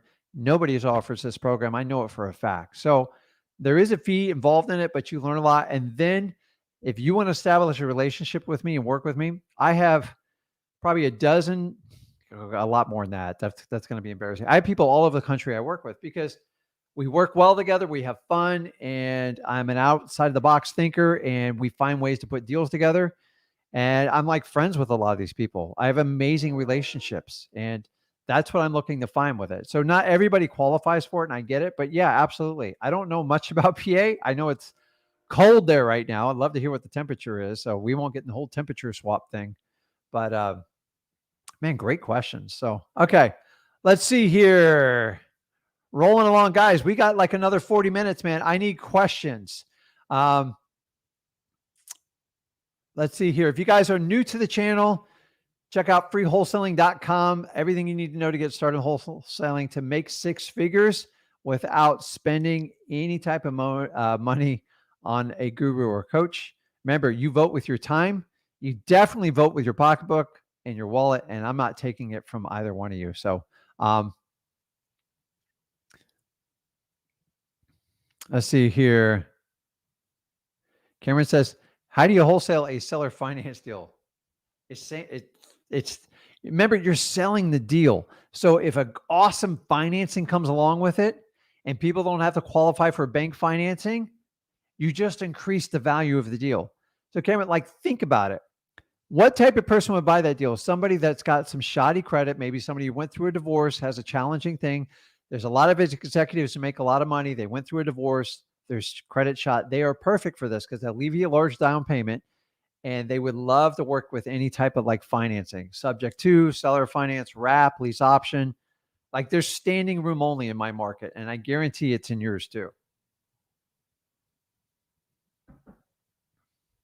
Anna says, here in Massachusetts, it's very difficult. Can you please help me? So it's going across your screen right there. I can't offer you any more help. I'm not asking you for a credit card. Start there. I promise you, it's the most extensive wholesaling course out there, and there's no catch. You're not. All you have to do is submit your email. That's my bribe. I get your email, and then we communicate, and I tell you about events. And by the way, we have a really cool event coming up. I'm not going to tell you, but it's probably like a day away, and you guys are really going to enjoy it. So it's all about providing value to you and share everything we know on this in wholesaling to get you motivated sellers. So Kazak asks, can a cash buyer go behind your back and go direct to the seller? Is that legal? And could you lose the contract? So Kazak, the key is developing the right relationship with your cash buyer and having the right contracts. So there's two ways they can do it. First of all, if you have an assignment agreement, which is the most what we're talking about, if you use our assignment agreements in freewholesaling.com, it stipulates in the assignment agreement, if you contact the seller via in-person, email, SMS, text, or phone call, any type of contact without the written permission of moi, which is you forfeit your deposit and the deal's dead. So if they do it, they're done. They're over. I'm not going to tell you to sue them and stuff like that, but you just move on. Remember, if you're going to sign a contract, they have to take all the rights, all the encumbrances with that contract, and then they have to agree to your assignment contract. If they don't agree to that assignment contract, and I make them initial that part, especially, hey, if you want to get cute and go around me, but why would they go around you if they already have an agreement? So if they're going to lose their deposit, they typically won't do that. And if you're doing a double closing, I mean, can they do it? But like, what are they going to do? The problem is it puts the seller in harm's way because the seller can't enter into two contracts legally. So I've had it happen multiple times where the seller entered into two contracts because an unethical wholesaler said, listen, I can get you more, right? That's always the argument. I'll get you $5,000 more. Just do that. And then you just call Rick and cancel it. So I get a call. I go, hey, listen, I just want to cancel my contract. I'm like, Beverly, it doesn't work that way. We both have to consent to release. Has something changed? Because I'm still ready to go. We're ready to close. We're closing in 2 weeks. We have an agreement. They've already pulled title. I have a deposit. So what's going on? Am I missing something? And that's usually when they go, well, this guy talked me in. I go, well, here's the deal. You can't sign two contracts, Beverly. And the first contract's going to supersede that one. And I don't want to get in a legal argument with you. So I suggest you unwind that contract. And I'm going to go ahead and fill the title company out. And I'm going to do what I have to do to protect my legal interest if you do not resolve that contract. And that's it. So a lot of times if you tell people up front, here's guys, like most of the time, all the problems happen when like you're talking to someone and you're like, you connect with the seller and you don't write a contract. And then like I used to do this in the beginning. Guys, different world back then. I don't know if people are just more credible and they did what they said. I would bring in my buyers sometimes before I had it on a contract because I was uncomfortable with the price. Because you know why? I did not want to obligate a homeowner if I could not close on it. And when the price got tight, I bring in my really good cash buyers like, what do you think of this? Well, it blew up on me a few times and I learned my lesson. I always have it under contract first. And I explain to the seller, you can only enter into one agreement. Once you do that, they understand they have liability if they do something like that. Because wholesalers are some of them are really good talkers and they go, no. You just call Rick and it'll go away. No, I'm not going away. I'm not walking away because someone's paying you more. If you decide to stay in that home or you have a family event, like I'm a reasonable guy. I've had plenty of people back out on a contract on me. And if the reason is right, I always tell everybody comes in contact with, do the right thing. What would you do if it was your mother under contract?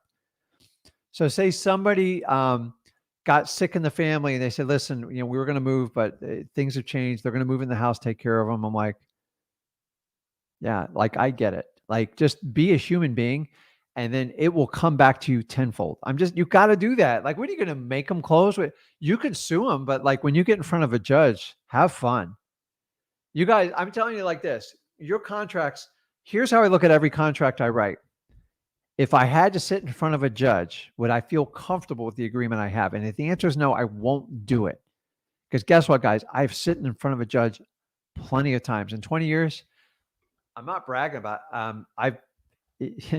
eventually you get sued in this business. And like I learned when I was a young man, there are certain things, the handwriting was on the wall and I didn't take the hint. So now I'm very, very careful. I do not want problems. It's not so much that I'm worried about a legal fight. It's the energy, the time, and the money it takes. So an average lawsuit just to defend yourselves like 30 to 50 grand, even when you know you're 100% right. So you got to try to avoid lawsuits. Guys, the only people who win in a lawsuit is the attorney.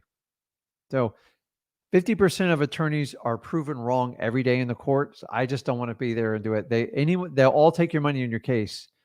That's crazy, man. So the mediator trying to get me up to 100 likes. Let's do it. I love it, guys. When you give likes, it reaffirms that the channel's the right message for what we're talking about. And guys, I only talk about wholesaling because I love it. I've done it for 20 years.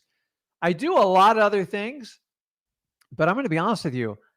I can't teach something that I'm not really like, I'm better than 98% of the population at. So, God, I love the outdoors.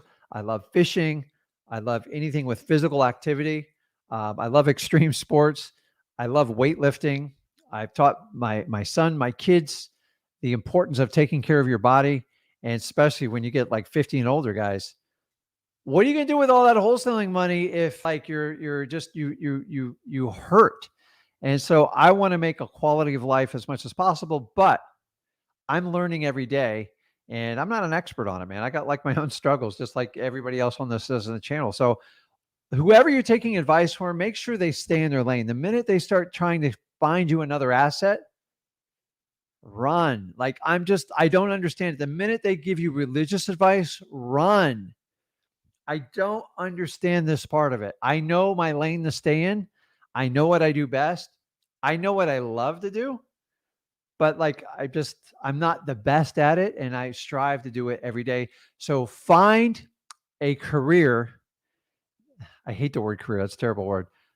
Find a business like wholesaling, whatever it is, that you're in control of your financial freedom and the freedom of spending time with your family, and then go do what you really love to do with that money too. But I love people and I love talking to people. So I think wholesaling is like a really good fit if you like enjoy people. Someone said the other day, what if you don't like talking to people? And I go, well, you're going to have to take some serious consideration because you're going to have some huge challenges. There's no other way to do it. So awesome. Like he says, another great gem, Rick. I would never thought about the premium on a difficult buyer. I would much rather move on to another. And that's a good way to move on. So I will tell you this. Everybody knows in my town, I have a difficult cash buyer premium. And my title company, I'm telling you, title companies have difficult buyer premiums too. I see it all the time. Because I look at HUDs, I'm like, oh my God, look at that number. I'm like, and they go, oh, she's so difficult. Like, this is the only, like, they don't want them coming back. And I'm the same type. If you really want that property, I'm going to charge you for it, but like, I never want to deal with you again. If you're willing to pay the fee and follow my standard operating procedure, then we'll do it. If not, just get out of my hair. The beautiful thing about wholesaling real estate is you choose who you get to work with. Now, there's one caveat to it. Motivated sellers, we have to take them when they come, but there comes some level where I've even called it a day. I just can't do it. So I once had a house. I promise you, this is a true story. They offered me the house so cheap. I walked in and I was actually covering for one of my sales. Actually, Zach was doing sales. I think he was 18 or 19 we were doing this. And he decided to go on a trip with his friends. I'm like, okay, well, I'll cover the sales floor. And we had another acquisition person in the South. So I'll go up there. I'll visit Dad. We'll have a good time. I walked in the house.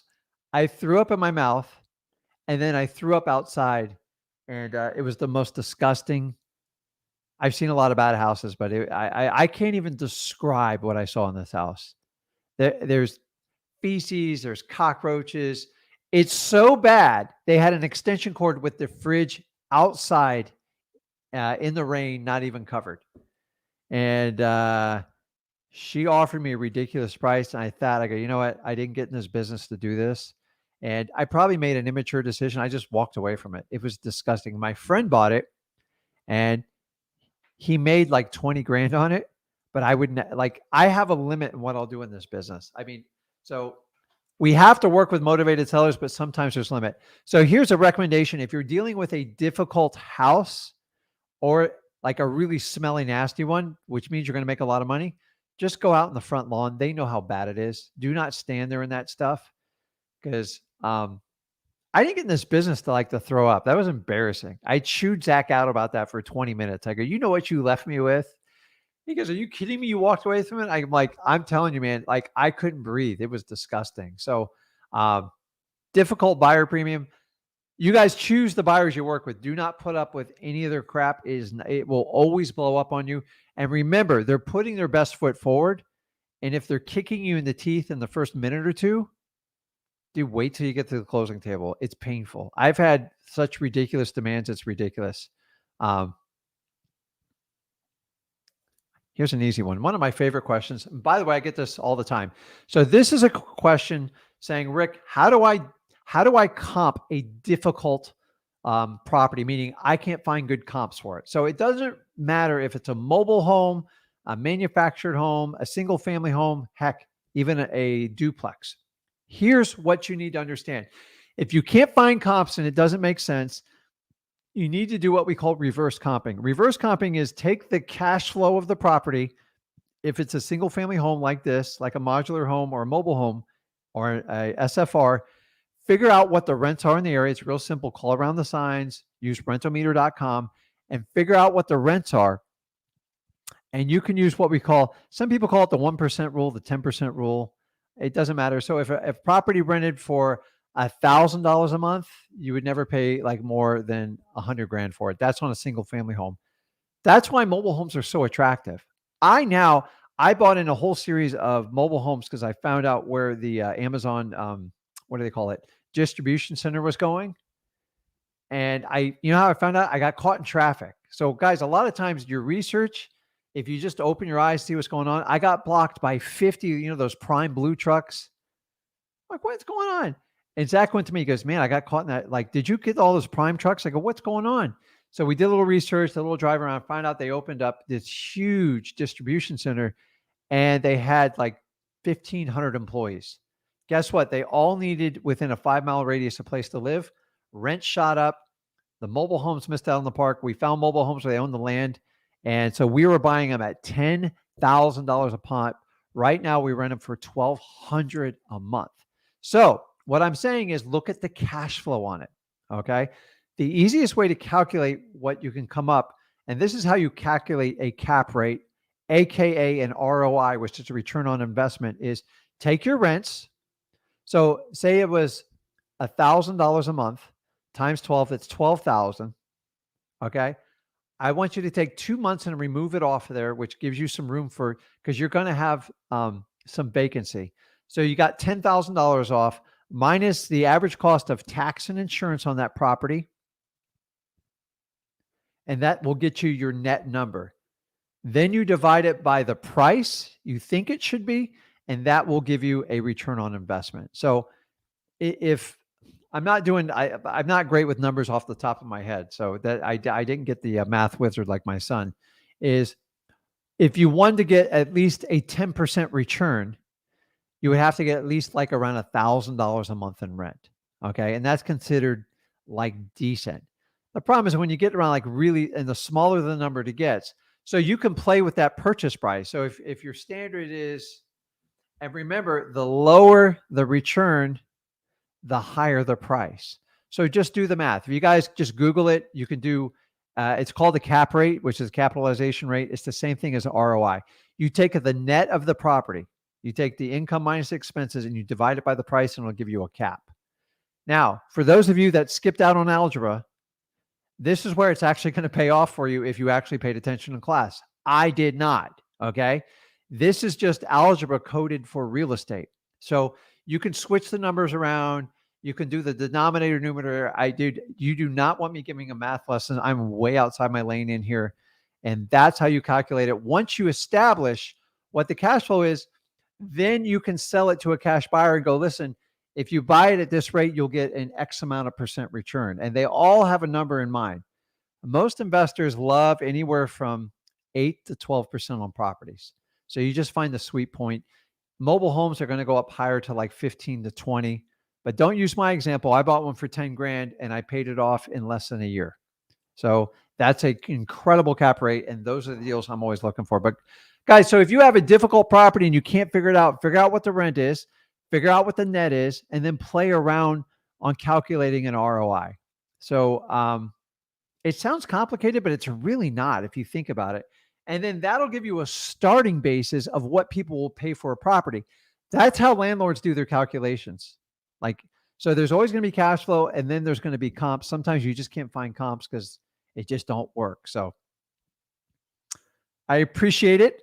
And once again, I can't undervalue how much I appreciate you guys spending time with me. I promise you, well, sometimes I get too big for my britches, but that's usually when I eat too much around the holidays. But like, I really enjoy what I do. Like everyone says, what would you do if you do wholesaling? I go, dude, I tried that. I tried the corporate world. I was the worst employee. I wasn't the worst employee. I knew how to follow directions. I just hated it. So I saw a study today. They said 60% of the people hate what they do for a living. Does that make sense to you? Like pisses me off. Think about that. 60% of the world hates what they do for a living. Like that just motivates me more to give everybody options on what you can do, because I'm telling you, I was a guy that took all the wrong advice from my parents. I love them to death. Okay. But it was bad information. We've had a lot of bad information up to this point. So here we are in 2022 at 6:35 on 2/9/2022, and you have no more excuses. All the data's in front of you. Okay. I don't care if you go to college or not. Actually, Zach finished college. We treated it like just regular education. I knew it wasn't going to give him the skills he needed to succeed in life. College is there to program you to go get a job job. Okay. If that's what you're going to do, I'm fine with it. Like, go do it, knock yourself out. You can actually do wholesaling on the side and make plenty of money. And I know plenty of people do it. There's not a one size fits all, but if you know 60% are miserable and nobody wants to punch a clock and people want more time with their family, if we haven't learned anything over the last 2 years, time is the most important asset you got. Money's important, but man, if you guys are not like my time, I'd rather you give me more time than more money. I'm sorry. That's my selfish move. And there's plenty of people who will take more money than time thinking they'll get time later. And I'm telling you, you don't get it back. You cannot put it in a bank. Money will help you buy things to solve a lot of life's problems. But I'm telling you, man, guys, your time's the most precious thing, and I do not take it for granted. So I do appreciate all of you guys. So I'm like, okay, let's go. Okay. Elliot says, Rick, what would you say is the best market for virtual wholesaling? The one you pick. Use listrei.com, and that's the data I use. So if you guys don't know what I'm talking about, I'm just telling you, through our prop stream affiliate listrei.com, they have a thing where you can research the cash buyers. They actually have like heat maps and stuff like that. And I find it really to be the best way to research virtual markets and then do small testing in the beginning.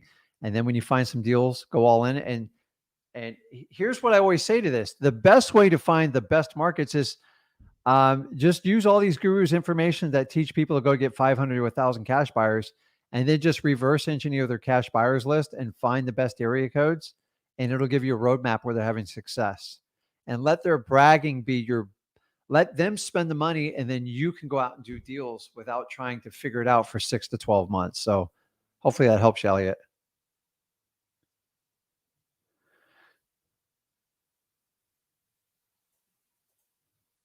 What's up, Italian Ranger? Yo, Rick, not a double closing question. Okay, I get it.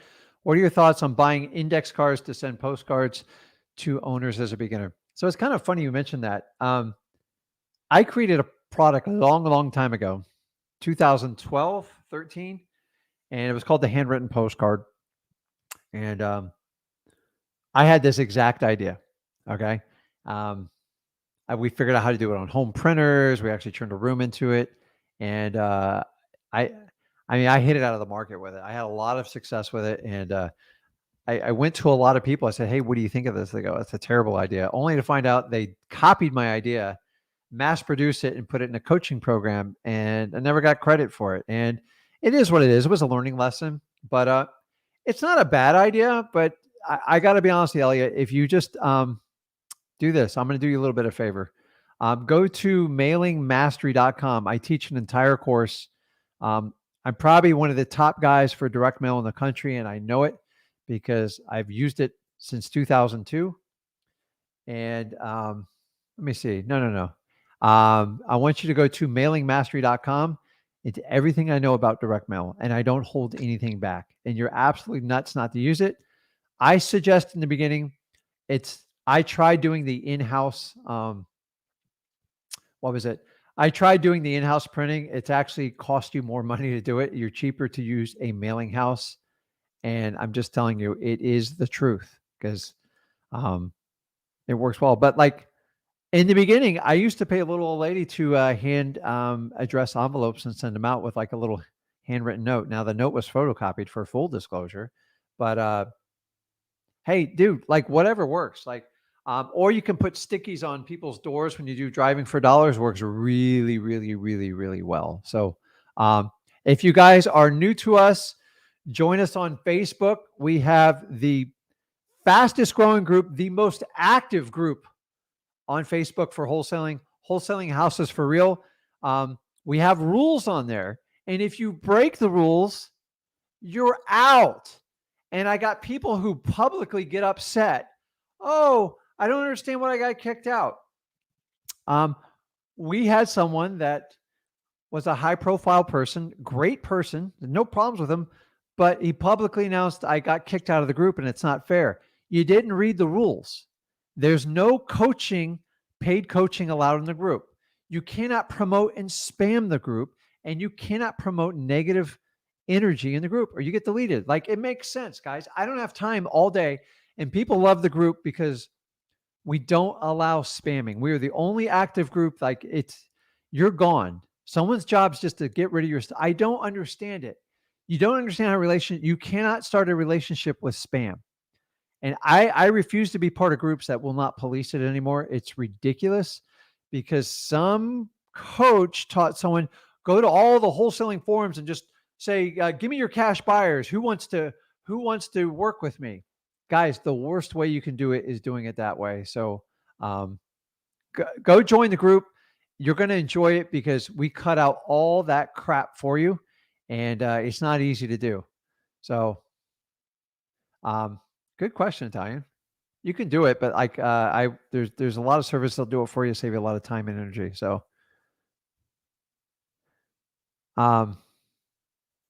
okay, Craig. I take one question on like gurus and I like move on because I got no more energy for this. So guys, you vote with your wallet and your time. And in my opinion, so let me read Craig's comment. It says, true about the gurus, not sure what I said. Had a phone appointment with one and they asked the generic questions and magically I was qualified because they wanted $5,000 for me to participate. My wallet was the only thing that they were interested in. I don't. So here's the problem. It's not even the guru's fault. There was a time where actually people would spend time and vet. The idea of the phone call, so you guys understand this, was to make so in the old days, if I took on a coaching student, I would spend like 20 minutes and find out like, okay, what's going on? What market you in? And honestly, it was never about the money for me. It was like, do you truly want to succeed? Do you really want this? Because nobody wants to coach someone that like just wants to cry and like whine the whole time. That was the original intent of the phone call interview. But somehow somebody's created a coach for the coaches. And the only qualifying event is if you have money to pay for my course. And guess what? If you don't have money, I got a financing plan. And the cost of my course is based on how much money you have in your wallet. Like, I just think, why not be transparent? So, Craig, you're correct. I appreciate you. Like, we're not here to call anybody out. I'm not doing it. I'm trying to push for change. If you have a quality program, I don't care what the price, it could be $100,000. Just put it on the site and let people know and let them make a decision. You can't have some slick salesman talking into it because they're driven by commission. And you guys know how commissions work. We see real estate agents doing this all the time, shoving properties down people's throat and not giving them the truth. So the minute you start this process and it's just about if you have money, are you really being vetted? You're not. You're being talked into a sales process. And I don't think everybody does it. I think some people have some integrity, but it's gotten ugly because here's the same thing. I've watched and heard enough of these phone calls from people on this group, and they're all the exact same questions. Like, who's driving the ship here?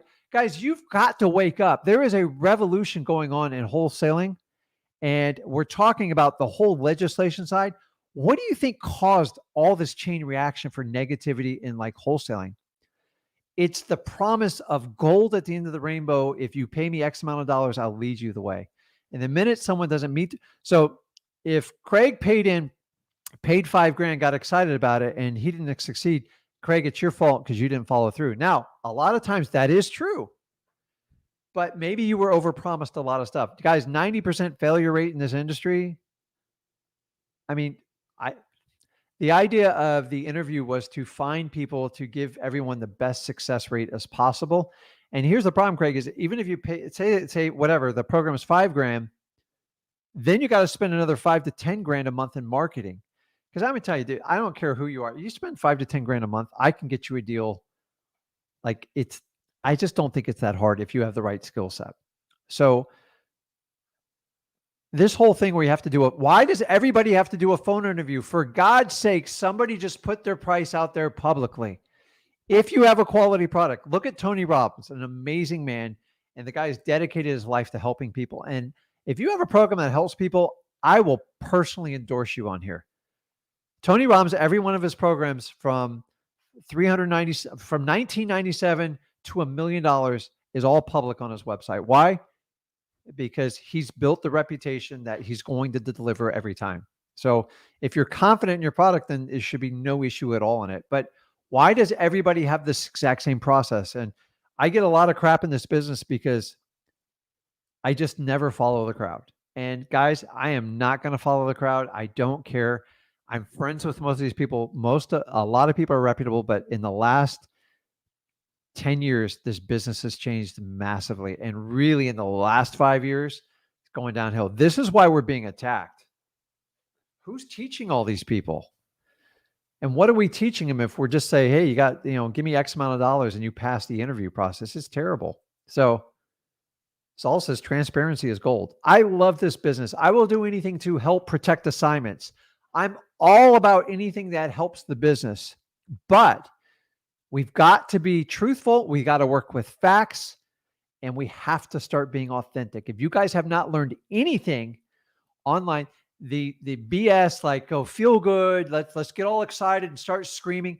Dude, I'm all about like what to get you pumped. But at some point, you got to get down to business and you got to be authentic and you got to be like real. This, like, I just like the whole car flashy thing. Like, do you guys ever see, like, my lifestyle, I'm not here to motivate you with my lifestyle. Like, do you want me to show you my entire house? That has nothing to do with real estate. You're just like, it's like, oh, look at it. I don't understand that part of the business. So I like people who are transparent. I like people that help people out. I believe most people have a good heart in this business, but like when you start pushing the coaching business because you can make more money coaching than you actually, and you can, like, it's because it's easy. You can take 1,000 people and do it. Just make sure you're being responsible and doing what you're doing. So guys, it's up to you to ask the quality questions. If you're going to get on an interview, you better have some hard, they're going to ask you soft questions. How much money do you have? Are you committed? Why don't you ask some questions back? That's the best way to do it. And you're working with, like, I have a problem when you have a commission salesman trying to sell a coaching program. I get it. Everyone's running a business. Well, Rick, we're running a business. I get it. Okay. But the challenge is, if that person's driven by commission alone, eventually the bad apples are going to come out of it. And that's where I got a little bit of a challenge at. So, okay, let's keep moving on. Let's do what we do best, helping people with wholesaling. Dana asked, are people still doing double closings? I do them every month. So, yeah. So a lot of you don't understand and learn it. And it's okay if you're not wrapping your head around it. That's why we have an entire library on YouTube. So you can go back and search all this stuff for free without anybody pounding you over the head. It's not a funnel. It's actually free. Me and Zach are the only people that are 100% authentic, free. Okay. I do not knock people for doing a coaching program, but it's like, you always kind of look over the head, like, okay, if I submit this, am I going to get an offer for that? And I appreciate it. So, okay, give me the last, I need likes. So let's see here. We got 12 minutes. So let's go in a little bit more of a lightning round. Let's shove in your questions because, man, you guys are piling them in. Okay. So Steven's back. Steven is utilizing a free mastermind. And just because it's free doesn't mean it's any less valuable. It's actually more valuable, in my opinion. So he says, is it okay for the end buyer to fund the initial closing on the subject property? Investor-friendly title company understands that it does not mind. So it has to be a double closing, because if they invest the initial one, how are you going to get paid? You'd have to be a realtor or you'd have to do an assignment. So if your plan is to do a double closing, go back to the graphic I showed. It's probably about 30 minutes into this live stream, and just study it and you'll understand how the flow works. The point of a double closing is your end buyer doesn't see what your profit level is and you don't risk anybody blowing up. or maybe you have a contract that's not assignable, or there's difficult parties involved, aka an attorney. Guys, don't get mad if you're an attorney on here, but sometimes you guys can be brutally difficult. You prove it every day, but they can be an asset too. So I'm not knocking it. Or you have a difficult realtor, or sometimes you just have a difficult. Every now and then, sometimes you have a difficult tenant or seller. So each one is case specific. So Elliot says thoughts on pre-foreclosure. I mean, I hate to see people in pre-foreclosure, and I think this is one of the blessings of wholesaling to help people out in these situations to avoid these greedy banks. And I'll tell you, I hate banks. I do not hide it for a minute. Banks are all about money, greed, corporate. But I promise you guys, there's a lot of change coming into the banking industry in the future, and I'm really excited about it. So just help people out and make sure you are 100% transparent on anybody in a distressed situation. Is that another? So MJ says, hey, Rick, what does it mean when a seller says 1% down in escrow? I assume if it's a $100,000 property, that'd be $1,000. So I'm telling you, when you do these double closings, you got to go up to the 5%. Otherwise, you're going to risk the transaction. Eric says, should I let my cash buyer know the address if you have it under contract? Sure. Okay, let's see.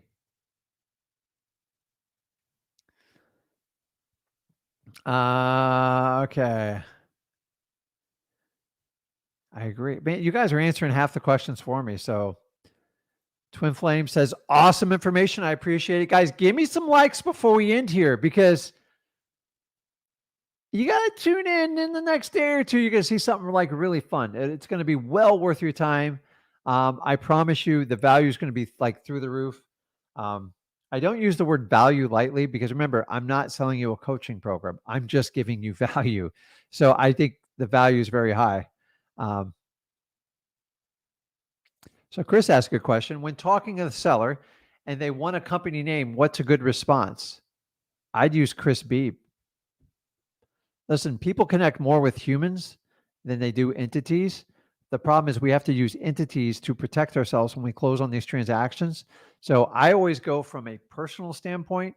I've split tested this. Split testing means if I had a 5,000 piece mailer, I had a list, and I sent the exact same postcard, one with a corporation entity, I buy houses, and then Rick Ginn.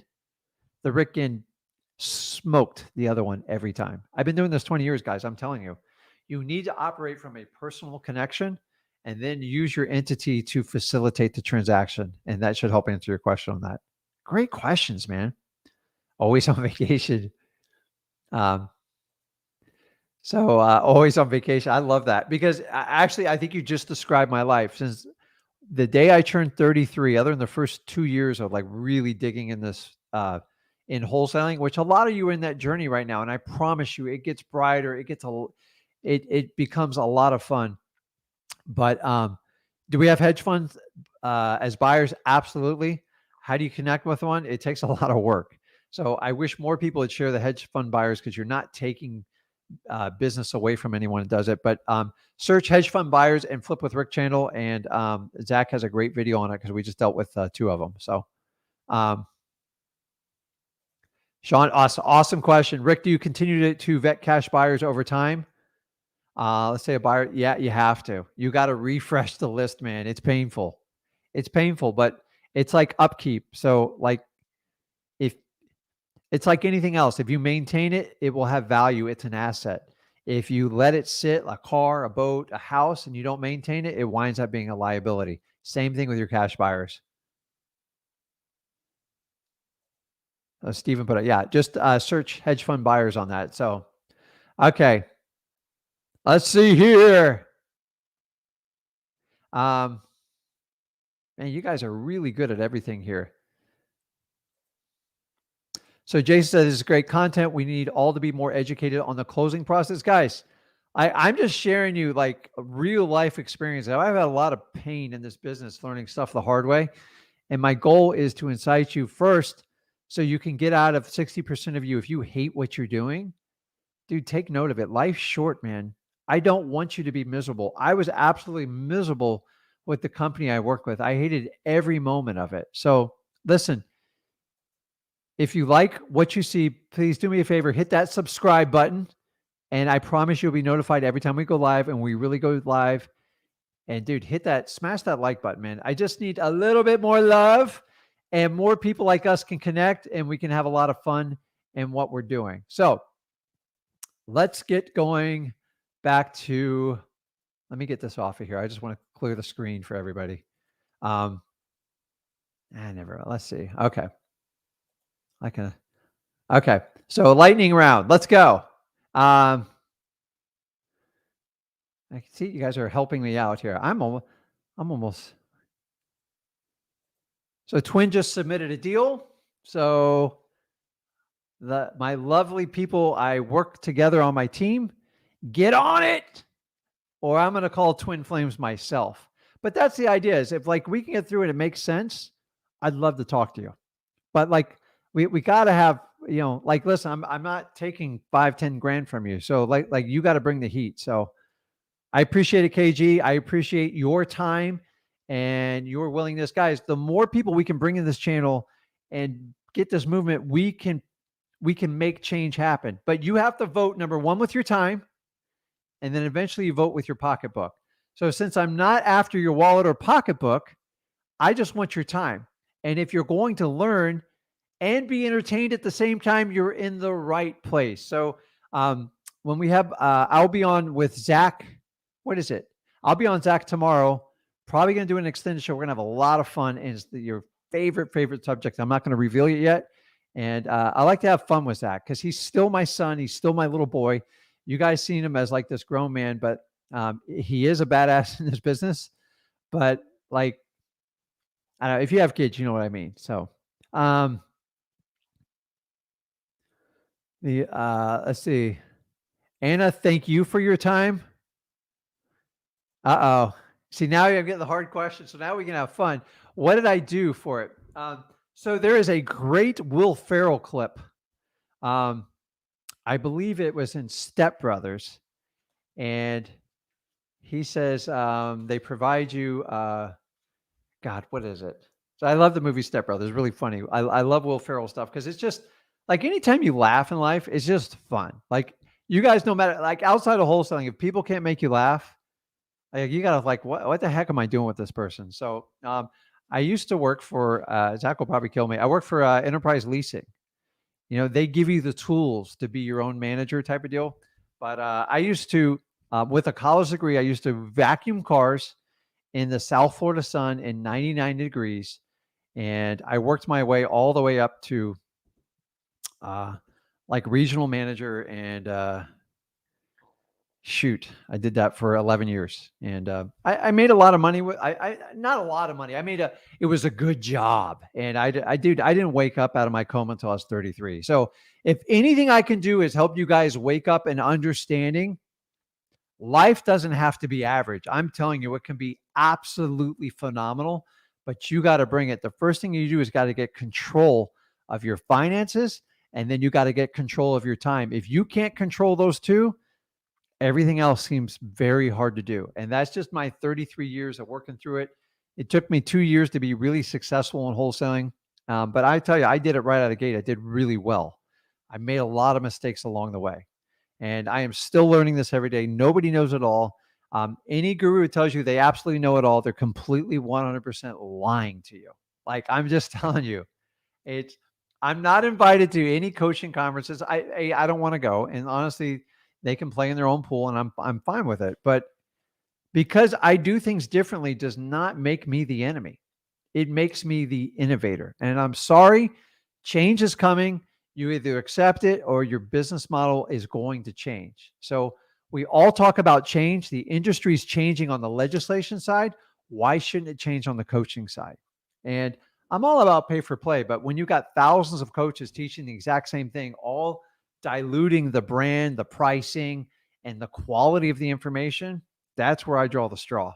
And I have no problems just saying it the way it is. And that's how I believe. So Yeah, I worked in car leasing. It's terrible. Like, I mean, I learned a lot, but I had no idea, guys. I followed. Most of you took advice from your parents, and let's be honest, we love our parents, but like they were wrong. Like they trained us to be little soldiers, to be productive, tax-paying employees, and the band-aid's been ripped off, man. It's up to you, and you got to make a decision in life, man. And let me tell you what. I'm going to close on this. I'll answer a couple more questions. If you do not like coming over to wholesaling or whatever change you want to do to change your life, you can always go back to your old life. It's there. I promise you, it will wait for you. It's actually going to keep trying to call you back. Come on, Rick. I've had it do it to me 100 times. And I remind myself how painful it was, how I felt like I wasn't in control, and I never had any time. I worked 78 hours a week, 6, sometimes 7 days a week. I had to move. They tried to move me to like, I don't know where, I don't know if it was like Utah or something. Like nothing against Utah. I did like, are you kidding me? Like I love like South Florida, the sun, the fun, the Bahamas, the Keys. I love fishing. I love diving. I love the weather. I like skiing and snow, but I just, it's a different world, man. So it's like, and the most important thing to me is family. And if I can't be around my family, I ain't going to be happy. So I'm never going to change who I am to try to save a buck in real estate, to try to save on taxes or anything. Like it's just too important to me. And I hope that resonates with you. And if it does, guys, tune in tomorrow. I'll see you then. I really appreciate your time. This is Rick with Flip with Rick, and I'll see you guys tomorrow. It'll be me and Zach on here. Thanks, guys. Have an awesome